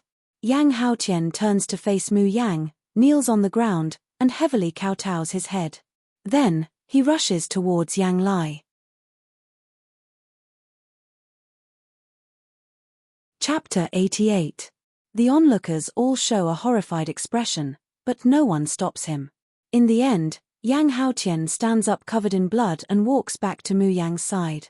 He bows and hangs his head, looking like he respects her as his master. Not far away, Yang Lai's eyes are dug out, his tongue is cut off, his limbs are chopped off, and even his qi is dug out. But he's still alive, living in more pain than death, letting out mournful wails. From now on, he will live worse than a dog, unless he has the courage to end his own life. Mu Yang chuckles softly. When head Yang Lai exterminated the whole family, you probably didn't think that good and evil will eventually be repaid, and that heavens will reincarnate, right? Then, we'll never meet again. Saying that, she turns around and walks away. Yang Haotian blindly follows behind her. The onlookers in the beast-fighting Colosseum point at the badly mutilated Yang Lai on the ground. In the end, no one pays attention to him. After dealing with Yang Lai, Mu Yang doesn't stay any longer. She takes Xiao Bao and Yang Haotian and directly leaves the ghost city. Apart from the ghost city where the weak are prey to the strong, Xi'an is a prosperous and stable city. Holding Xiao Bao's hand, Mu Yang unhurriedly walks on the street, like taking a leisurely stroll in a courtyard. But the trio still attracts the attention of many passers-by. The reason is that Mu Yang and Xiao Bao are too beautiful, while Yang Haotian is too ugly and too fierce. Before Yang Haotian was sent to the ghost city, he only had most of his cultivation wasted and his tongue cut off. But after he was sent to the ghost city, he fought with beast slaves and beasts in the beast-fighting Colosseum all day, leaving countless scars on his face and body. His whole body is disheveled, his whole body is spotless, and is incomparably hideous. Compared to Mu Yang and Xiao Bao, one bright and beautiful, and the other delicate, they naturally attract the attention of countless people. When they arrive at a clothing store, Mu Yang suddenly stops and says to Yang Haotian, "Go inside and pick some clothes for yourself." Yang Haotian doesn't say anything and goes into the clothing store. As soon as he enters, the store owner's cursing voice comes from inside. "Where did this beggar come from, dirtying my floor, still not getting out?" But Yang Haotian seemed to have not heard him at all, and went straight ahead. It was as if he only had Mu Yang's orders in his ears. To him, the words of others were like wind passing by his ears. The innkeeper originally wanted to stop Yang Haotian, but when Yang Haotian came closer, he smelled the thick stench of blood on his body and the murderous aura of a ferocious beast that had been honed in the bestial Colosseum. He was so frightened that he retreated repeatedly, and even his voice began to tremble. Don't act recklessly." Just as he turned to run, Mu Yang threw a bag of gold coins over. "These gold coins should be enough for him to pick a few clothes, right?" The shopkeeper was stunned. He looked at the beautiful Mu Yang, then looked at Yang Haotian, and then weighed the gold coins in his hand. Suddenly, he smiled like a flower. "It's enough. Not to mention buying a few clothes, even if you want to buy all the clothes in my shop, it's not a problem." Mu Yang glanced at Yang Haotian and casually said, "Restrain your aura, lest you scare others." Yang Haotian, who was completely ignoring the shopkeeper just now, immediately focused his gaze when he heard this.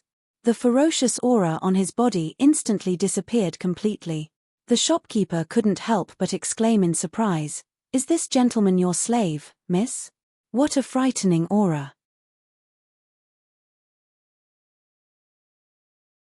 Chapter 89.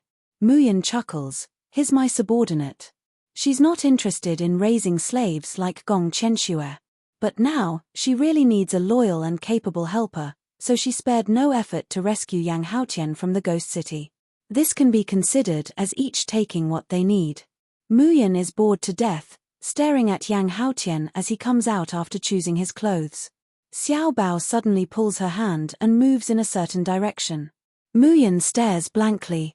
Following his force, she sees Xiao Bao pulling her in front of a white pleated skirt. With a taut little face, he looks at the shopkeeper in all seriousness. "I want this one." The shopkeeper looks at him in astonishment, then looks at Muyan.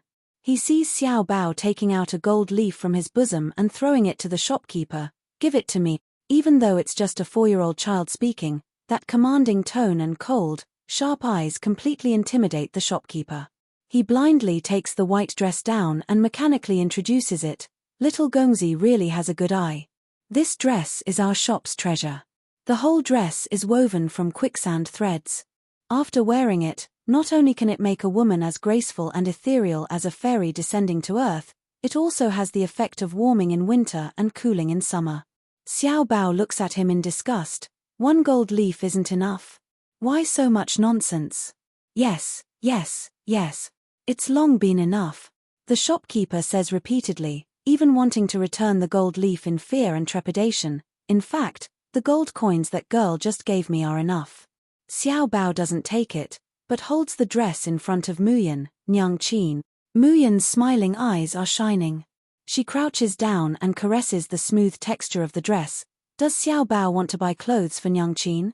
Xiao Bao nods with a taut face. His pair of big ice blue eyes are clearer than the sky after the rain. Muyan's eyes curve. "Xiao Bao, do you think Nyangqin will look good in it?" Xiao Bao nods seriously. "Nyangqin looks the best." Muyan, who is overjoyed by her son's praise, happily takes the dress and says to the shopkeeper, "Wrap it up for me, and also wrap this, and this cloth." Mu Yang was referring to cloth because there were no ready-made clothes suitable for children to wear in this shop. "Xiaobao, I'll buy some cloth and personally sew clothes for you, okay?" Xiaobao expressionlessly turned his head away, indicating his refusal. With his mother's craftsmanship, it was already very good that she could put two pieces of cloth together. In the beginning, when he didn't have many belongings in the mountains, it was Xiaobao who mended his torn clothes. Mu Yang likes to see her baby son's expression of disgust and reluctance to hurt her heart the most, so she deliberately picks him up and says in a downcast mood, "Does Xiaobao think that Nyangqin's clothes are not good-looking?" Sure enough, Xiaobao immediately hugs Mu Yan's neck and puts his little head on her shoulder. He says in a low voice, "I don't mind. As long as Nyangqin made it, Xiaobao will wear it. Even if it didn't look good, even if it was tattered, as long as it was made by his mother, he would feel warm and happy when he wore it." The rims of Mu Yan's eyes are slightly hot, and she hugs the little person in her arms a little tighter. "Xiaobao, thank you for being able to stay by Nyangqin's side for the rest of her life. It was you who made my life not only filled with dark and bloody revenge, but it was also you who gave me the courage to continue living." She suddenly remembers what Bailey Yinlu said in her mind: Xiaobao can only live up to 10 years old in the Yanwu continent.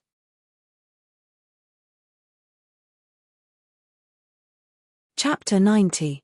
After buying the clothes, Mu Yang, who doesn't lack money, directly finds an inn and rents a courtyard. After dinner, Yang Haotian washes up and changes into a new set of clothes. He knocks on Mu Yang's door. The moment he opens the door, he sees a woman dressed in a flowing sand dress under the candlelight. Even a battle puppet like Yang Haotian, who has already become numb to life, can't help but feel a trace of amazement. After Mu Yang has taken a bath, she changes into the pleated flowing sand dress that Xiaobao picked for her during the day.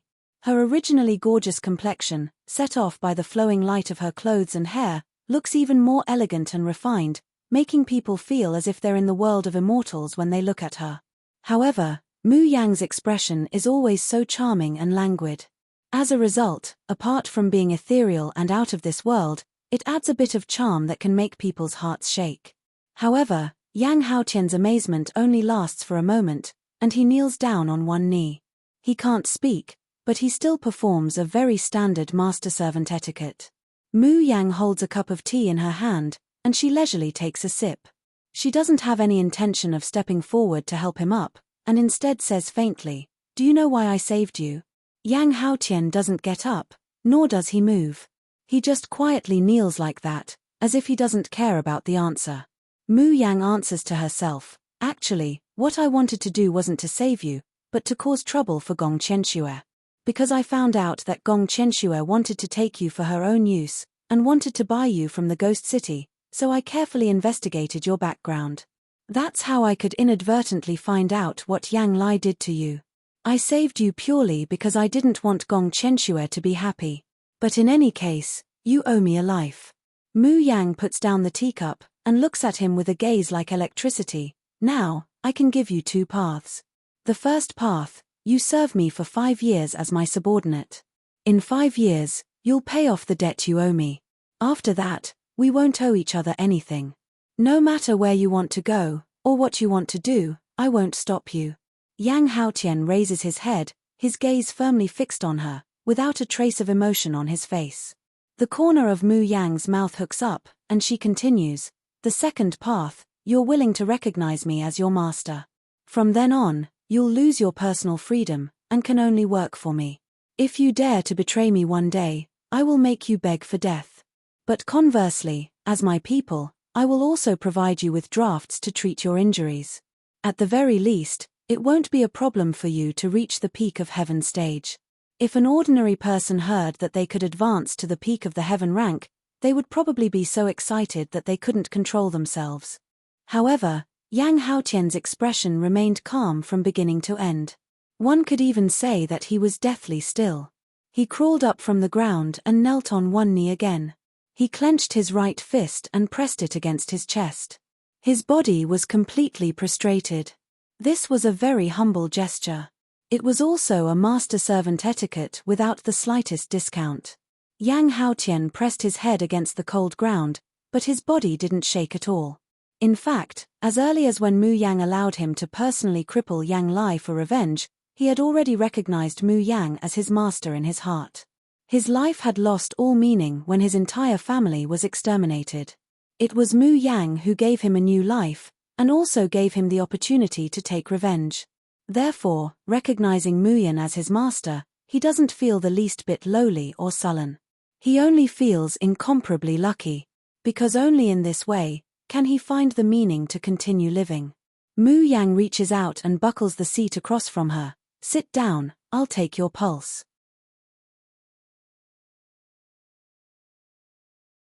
Chapter 91. Her jade-like fingers rest on his wrist that's full of scars. After taking the pulse, Mu Yang frowns slightly.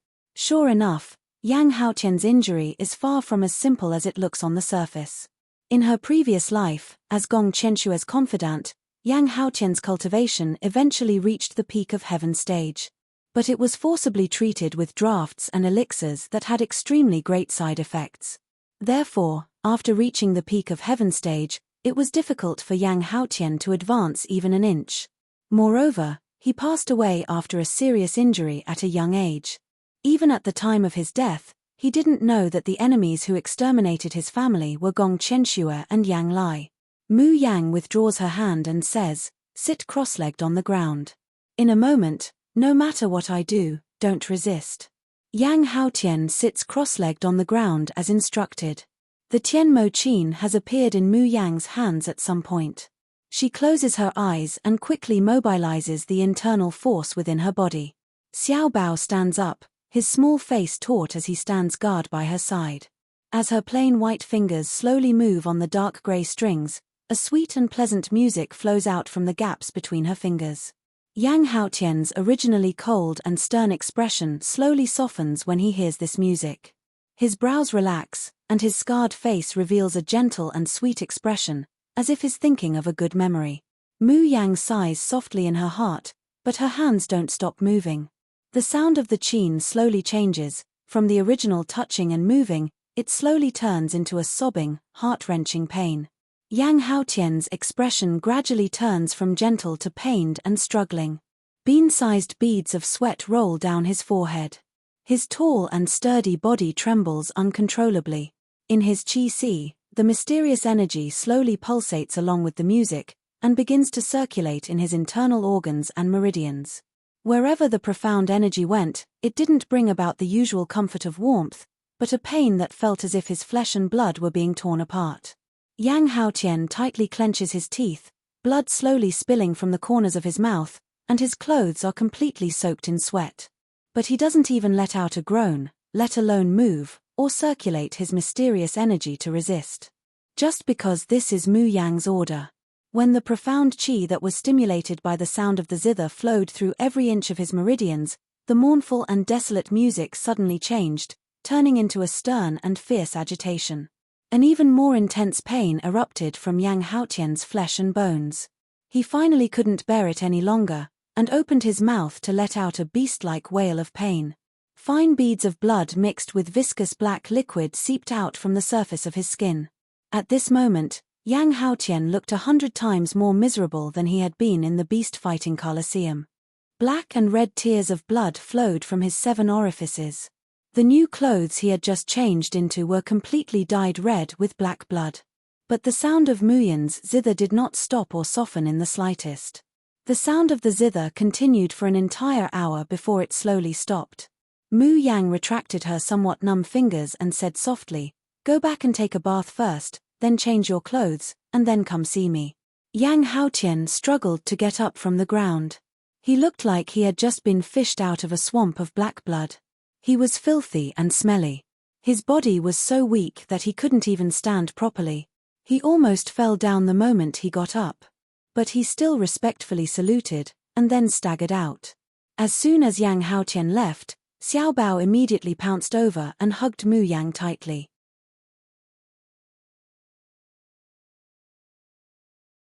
Chapter 92.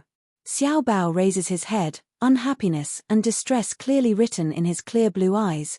Xiao Bao doesn't want Nyangqin to work hard.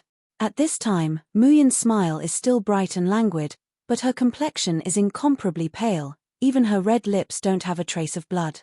This is clearly a sign of excessive consumption of mysterious energy. Muyan knows that Xiao Bao is distressed for her, so she can't help but hold his little face and kiss it. Xiao Bao, be good, Nyangqin knows what to do. I just used up a part of my mysterious energy, Nyangqin just needs to rest for a bit. Xiao Bao takes the Tianmo Qin, his short and small fingers strumming the strings. It is reasonable to say that apart from Muyan, no one else can control the Tianmo Qin that has recognized its master. But when Xiao Bao plucks the strings, a faint mysterious energy seeps into the body of the Qin through Xiao Bao's fingertips, and overflows along with the tinkling notes. The music that Xiao Bao is playing is very jerky, completely inferior to Muyan's melodious and pleasant to listen to. However, Mu Yang clearly feels that her originally dried up qi si, in the instant that Xiao Bao plays the music, slowly starts to fill up with internal force. Moreover, this kind of replenishment of internal force doesn't seem like the side effects of taking drafts or elixirs. It's also not like when someone else transmits their internal force to her, where the two types of internal force are incompatible, leading to rejection. The profound energy that was born from the music seemed to have originally belonged to her, and it complemented and merged with the profound energy that remained in her qi si. Muyan's complexion slowly returns to normal, but she can't get rid of the astonishment on her face. Baby. Muyan picks up her son, and kisses him on his smooth, tender, and cold little face. Baby, why are you so amazing? Nyangqin has just learned the echo recovery, and I haven't officially used it yet. I didn't expect that baby could already do it. Echo recovery is one of the skills inherited from the Shun musicians. According to Bailey Liuyin, this is a group support skill. Through the sound of music, it can restore internal force or spiritual power in a short period of time. In the beginning, it can only restore the internal force of one or two people at the same time. When this skill is practiced to a high level, it's even possible to restore the internal force of 10 million people at the same time. While Mu Yang was practicing this skill, Xiao Bao sat quietly at the side, watching her play the zither, watching her circulate her mysterious energy. He didn't expect that he would learn this skill without anyone noticing. An indiscernible smile finally appeared on Xiao Bao's cold little face. He hugged Muyan's neck, his small body nestled in her embrace. He said softly, Xiao Bao will help Nyangqin recover in the future. Xiao Bao doesn't want Nyangqin to suffer. Mu Yang's heart was warm, and her eyes were filled with a gentle smile. Just as she was about to speak, Yang Haotian knocked on the door. Xiao Bao immediately jumps down from Muyan's arms and stands to the side with a taut face. It was as if the child who had acted coquettishly just now wasn't him. But if one looked closely, one could see a trace of red at the base of his ears. Muyan is amused by her son's performance. Only when Yang Haotian walks in did she restrain her teasing. Yes, in front of outsiders, she still had to save face for her precious son. She looked at Yang Haotian and said, You are now in the middle of the Earth realm. Yang Haotian nodded his head. His deadpan face finally revealed a trace of gratitude and emotion.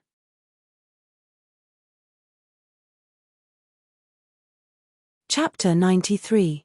Moreover, he could clearly feel that apart from some external injuries and bone fractures in his hands, the remaining internal injuries in his meridians and qi si were almost completely healed. From the day his clan was exterminated until now, his body had never felt so relaxed. Mu Yang, however, is somewhat regretful. She thought that she could restore Yang Haotian's cultivation to the peak of the Earth realm. In the end, I've only just come into contact with the skills of a Shun musician, and I'm still not proficient in the business. The result of being out of practice was that the effect was greatly reduced. In the future, he still had to practice more on Yang Haotian. Since he was a free experimental subject, it would be a waste not to use him. Yang Haotian, who was being stared at, didn't notice his master's intentions in the slightest. He kneels down again, and firmly kowtows his head 3 times towards Mu Yang. He wasn't even the slightest bit curious about Mu Yang's miraculous skill of using the sound of the zither to treat internal injuries. These 3 kowtows were only filled with gratitude and the determination to pledge his life to her. Mu Yang was very satisfied with his attitude. She nodded and said, "All right, you have just recovered to the middle rank of the Earth stage. Your realm is not stable. You will go into seclusion for 3 days to stabilize it. Don't let me down." After resting for a night at the inn, the next day, Mu Yang takes Xiao Bao to wander around. Xiao Bao had grown up in the mountains since he was a child. He had never received any interesting toys like other children, and he had never worn any brocade clothes.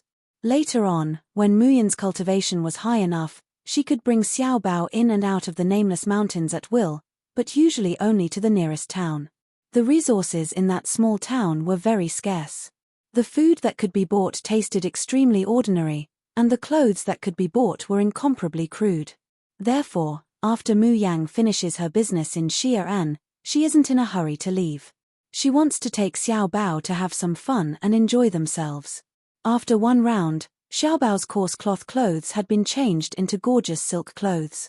His soft and smooth black hair was also tied up with a tassel jade rope, revealing his delicate and handsome little face. He was clearly only 4 years old, but when he was dressed up, he made a cute, jade-like baby look handsome enough to make people blush and their hearts beat faster. Mu Yang holds Xiao Bao's hand as they walk on the road. She only feels that the passers-by on both sides of the road are turning their heads in unison, and from time to time, they would glance at Xiao Bao in amazement and admiration. The girl's excited voice could even be heard. "Which family does this little boy belong to? How come I've never seen it in Xi'an before? It's simply too cute." Mu Yang couldn't help but bend down to pick up her son. Xiao Bao was caught off guard and hurriedly wrapped his arms around her neck. A trace of doubt appeared on his handsome little face. Mu Yang rubbed Xiao Bao's tender little face and complained, "Xiao Bao, Nyangqin couldn't bear to bring you out? Look at the expressions of the people on the street when they look at you. They all want to snatch you away from Nyangqin. It's all because you're too cute, Xiao Bao. What if someone snatches you away from mother?" Mu Yang's words were originally meant to tease Xiao Bao, who knew that Xiao Bao would really keep a straight face, frowning and saying, "I won't. Xiao Bao will beat up whoever makes Xiao Bao leave mommy's side." Mu Yang was amused. She kissed his little face and said, "Xiao Bao is so obedient. This way, mother and Xiao Bao won't be separated." Little Bao nodded in all seriousness, but his fierce gaze shot towards the 2nd floor of the nearby tea house.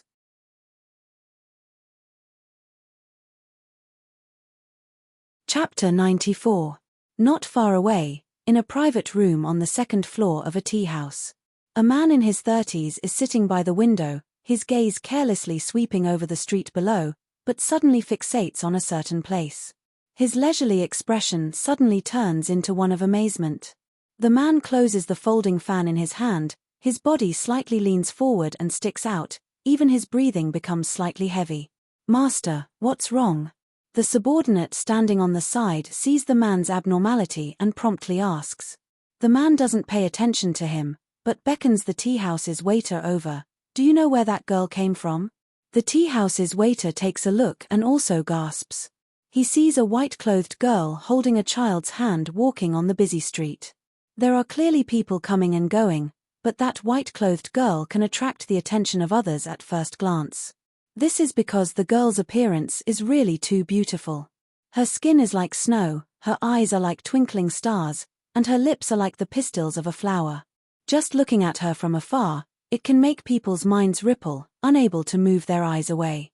It's no wonder that the owner of the private room would forget himself and ask. However, the tea house's waiter quickly shakes his head.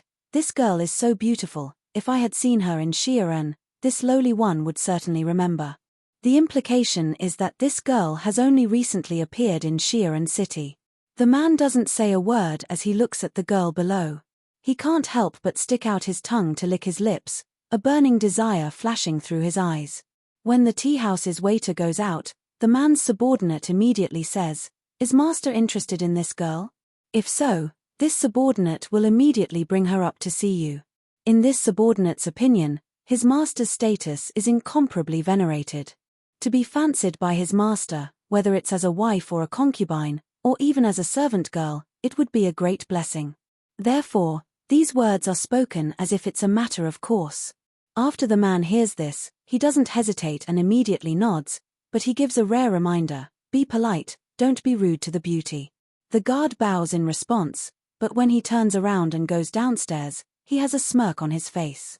For a woman from the lowly Kaiyang country to be able to receive his master's favor, it's really a blessing of 3 lifetimes.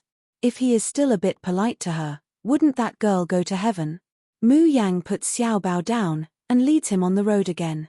However, he noticed that the little fellow was glancing back from time to time, and the expression on his little face was becoming more and more solemn and cold. Mu Yang couldn't help but smile. His gaze inadvertently glanced towards the tea house behind him, and said casually, "Xiao Bao cares a lot about those 2 clowns up there." Xiao Bao was just about to answer when a man in a guard uniform ran out of the tea house and quickly blocked their way. The guard raised his chin and looked down from the corner of his eyes. He said condescendingly, "Miss, my master has feelings for you." Mu Yang raises an eyebrow. "Your master?" "Yes, my master is already waiting for you upstairs." The guard said, "Please go up alone, don't let the master wait too long. By the way, you can't bring the child with you. Master wants to see you alone." Hearing that, Mu Yang couldn't help but reveal a bright and beautiful smile. Her already beautiful face looked even more alluring under the contrast of this smile. The guard's breathing became slightly erratic. He thought to himself, she really is a stunning beauty. No wonder master is tempted.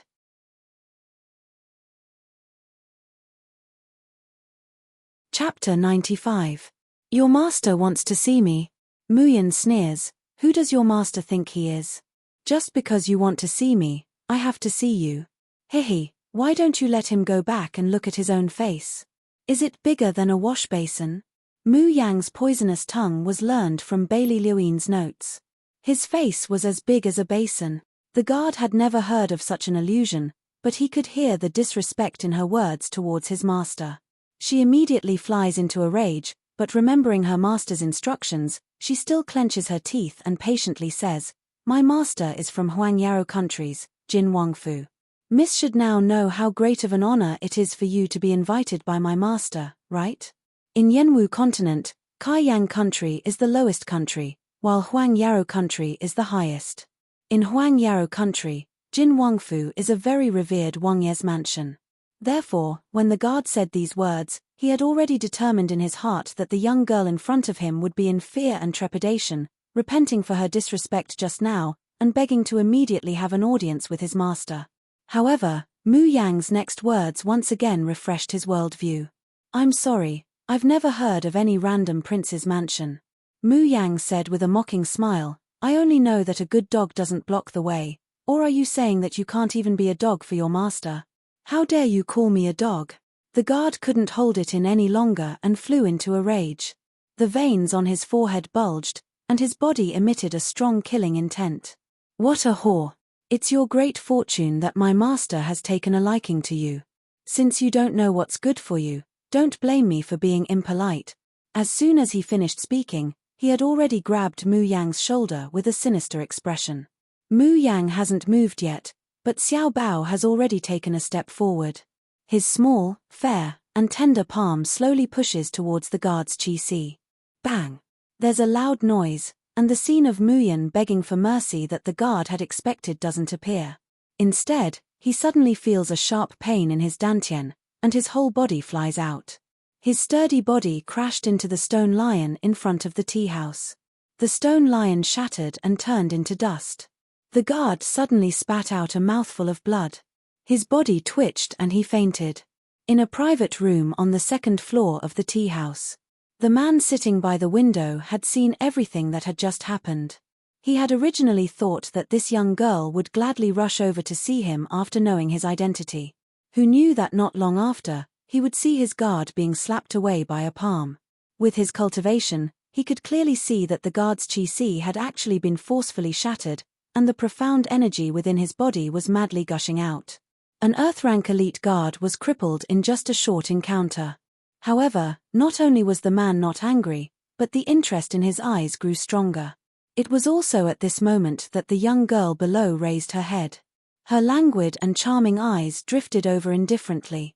The moment their eyes met, a cold light suddenly flashed.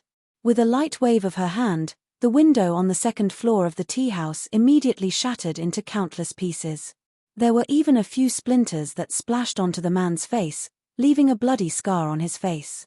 Blood flowed down his cheeks and streaked across the corner of his lips. However, not only did the man not feel angry or afraid, he couldn't help but lick his lips.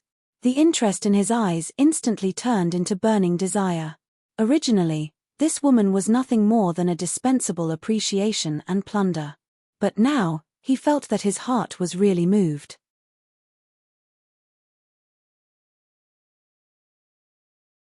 Chapter 96. For Mu Yang, that lecher who coveted her and that insolent guard were nothing more than a boring interlude. She quickly threw them to the back of her mind. After strolling around with Xiao Bao for a while, Mu Yang's footsteps suddenly stop in front of a shop called Chenji Pharmacy. Xiao Bao looks up and sees his mother looking at a busy young man in the pharmacy with a complicated expression. A trace of absent-mindedness and gentleness flashes through her eyes. "Nyangqin?" Xiao Bao can't help but grasp Mu Yang's hand. "Do you want to buy medicine?" Mu Yang shakes her head and says, "Xiao Bao, the older brother inside once did Nyangqin a big favor. Let's go in and thank him, okay?" Hearing that, Xiao Bao immediately nods solemnly. Xiao Bao will repay Nyangqin's kindness. Mu Yang can't help but smile, and leads Xiao Bao into the pharmacy. This is a very simple and crude pharmacy. There are only medicinal herbs placed in the shop, not even a bottle of draft. The only owner of the shop is the young man that Mu Yang had just seen. He has a dispirited expression, his eyelids are swollen, and he has a dejected and absent-minded appearance. He doesn't even notice that Mu Yang has come in. Mu Yang goes to the counter and gently knocks. The shop owner suddenly comes back to his senses, and with great effort, he asks, "Customer, may I ask what kind of medicine you want to buy?" Mu Yang doesn't answer him, but asks herself, "You want to sell this shop?" There is a sale notice posted outside the pharmacy. But this notice has been posted for almost half a month, and no one has ever bought it. Occasionally, there are two people who come to inquire, but when they hear his conditions, they all scoff at him and scold him for talking nonsense. The shop owner gives a wry smile. He doesn't think that Mu Yang can buy this shop. "I won't hide it from this girl, I really want to sell this shop, but I don't accept gold and silver to negotiate the price." "Oh, if you don't accept gold and silver, then what do you want?" I need a draft that can treat insanity and tuberculosis." When he says this, the shop owner's face and ears turn red, and he feels too ashamed to show his face. Although his shop is an ancestral heirloom, it's in a remote location and there's no source of goods. It can be said that there's no profit at all. And this draft that he wants, it's not necessarily something that can be bought with hundreds of thousands of gold coins. Therefore, everyone who comes to inquire after seeing the notice and hearing his conditions couldn't help but ridicule and curse at his shamelessness. The shop owner is already mentally prepared for Mu Yang's scolding.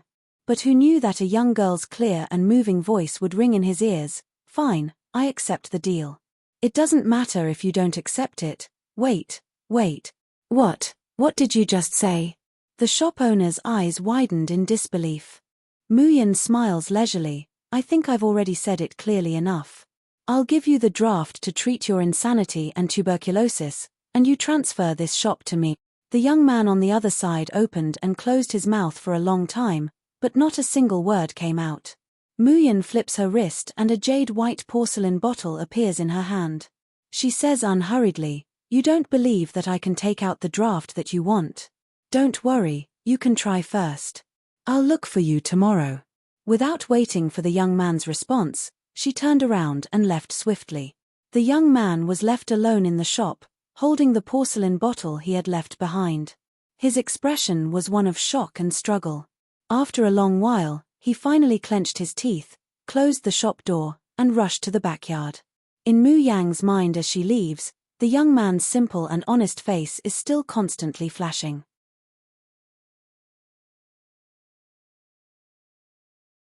Chapter 97.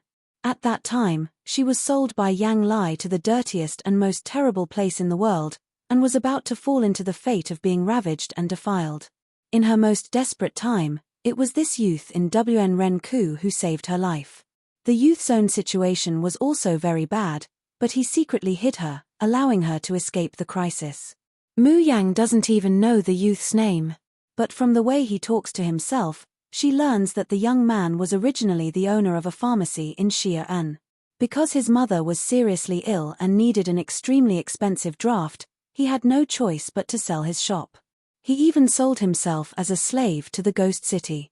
At that time, Mu Yang promised the youth that after leaving the Ghost City, she would visit his mother on his behalf. But when Mu Yang was taken away by Gong Qianxue to visit his mother, she found that his mother had already died of an illness. Even that young man died a violent death in a fight in the 10,000 cave. In her previous life, this debt of gratitude that could not be repaid had always been remembered by Mu Yang. Now, she finally had the chance to repay this benefactor. 3 days later, Mu Yang opens her eyes in the space and looks at her son with ripples of extraordinary splendor. On the opposite side, the baby, who looks like a pink jade carving, is sitting cross-legged with his eyes closed, operating the internal force within his body. As the internal force in his dantian moves faster and faster, his cultivation realm actually faintly shows signs of breaking through from the early heaven stage to the middle heaven stage. Xiao Bao is only 4 years old now. He's actually about to break through to the middle heaven stage. Who would believe it, and who would dare to believe it?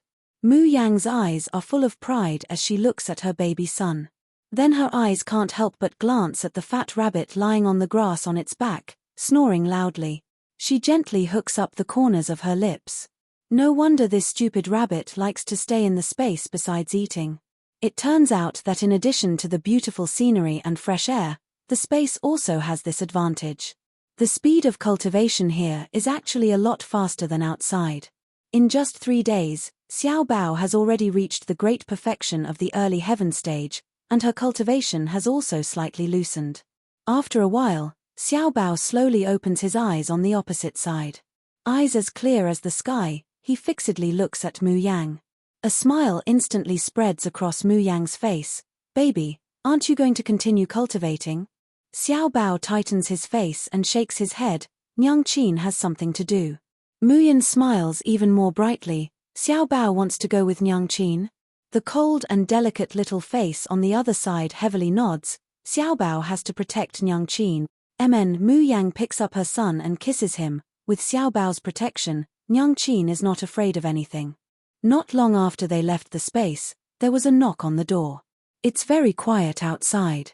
No one's making a sound, but Mu Yan can immediately determine that it's Yang Haotian just from his breath and footsteps. "Come in." Just as he finished speaking, Yang Haotian pushed open the door and entered, respectfully bowing towards Mu Yang. Mu Yang raises her eyebrows and glances at him. "Your realm is quite stable." Yang Haotian bent one knee and knelt down. He placed his right hand on his chest and performed another oath of loyalty. Mu Yan stands up and says, "It just so happens that I'm also going to leave today. Since you've already stabilized your realm, come with me." Yang Haotian nodded without hesitation and stood up, following closely behind Mu Yang. After checking out of the inn, Mu Yang leads Xiao Bao and Yang Haotian straight to Chen's pharmacy. You're tuning in to the Dreamy Chapters YouTube channel. We're so grateful for your support, and don't forget to subscribe to join us on this incredible journey through captivating stories. Your generosity through donations truly makes a world of difference, as it's the primary source of revenue that allows me to expand and enhance this channel for you. Thank you from the bottom of my heart for being a part of this adventure.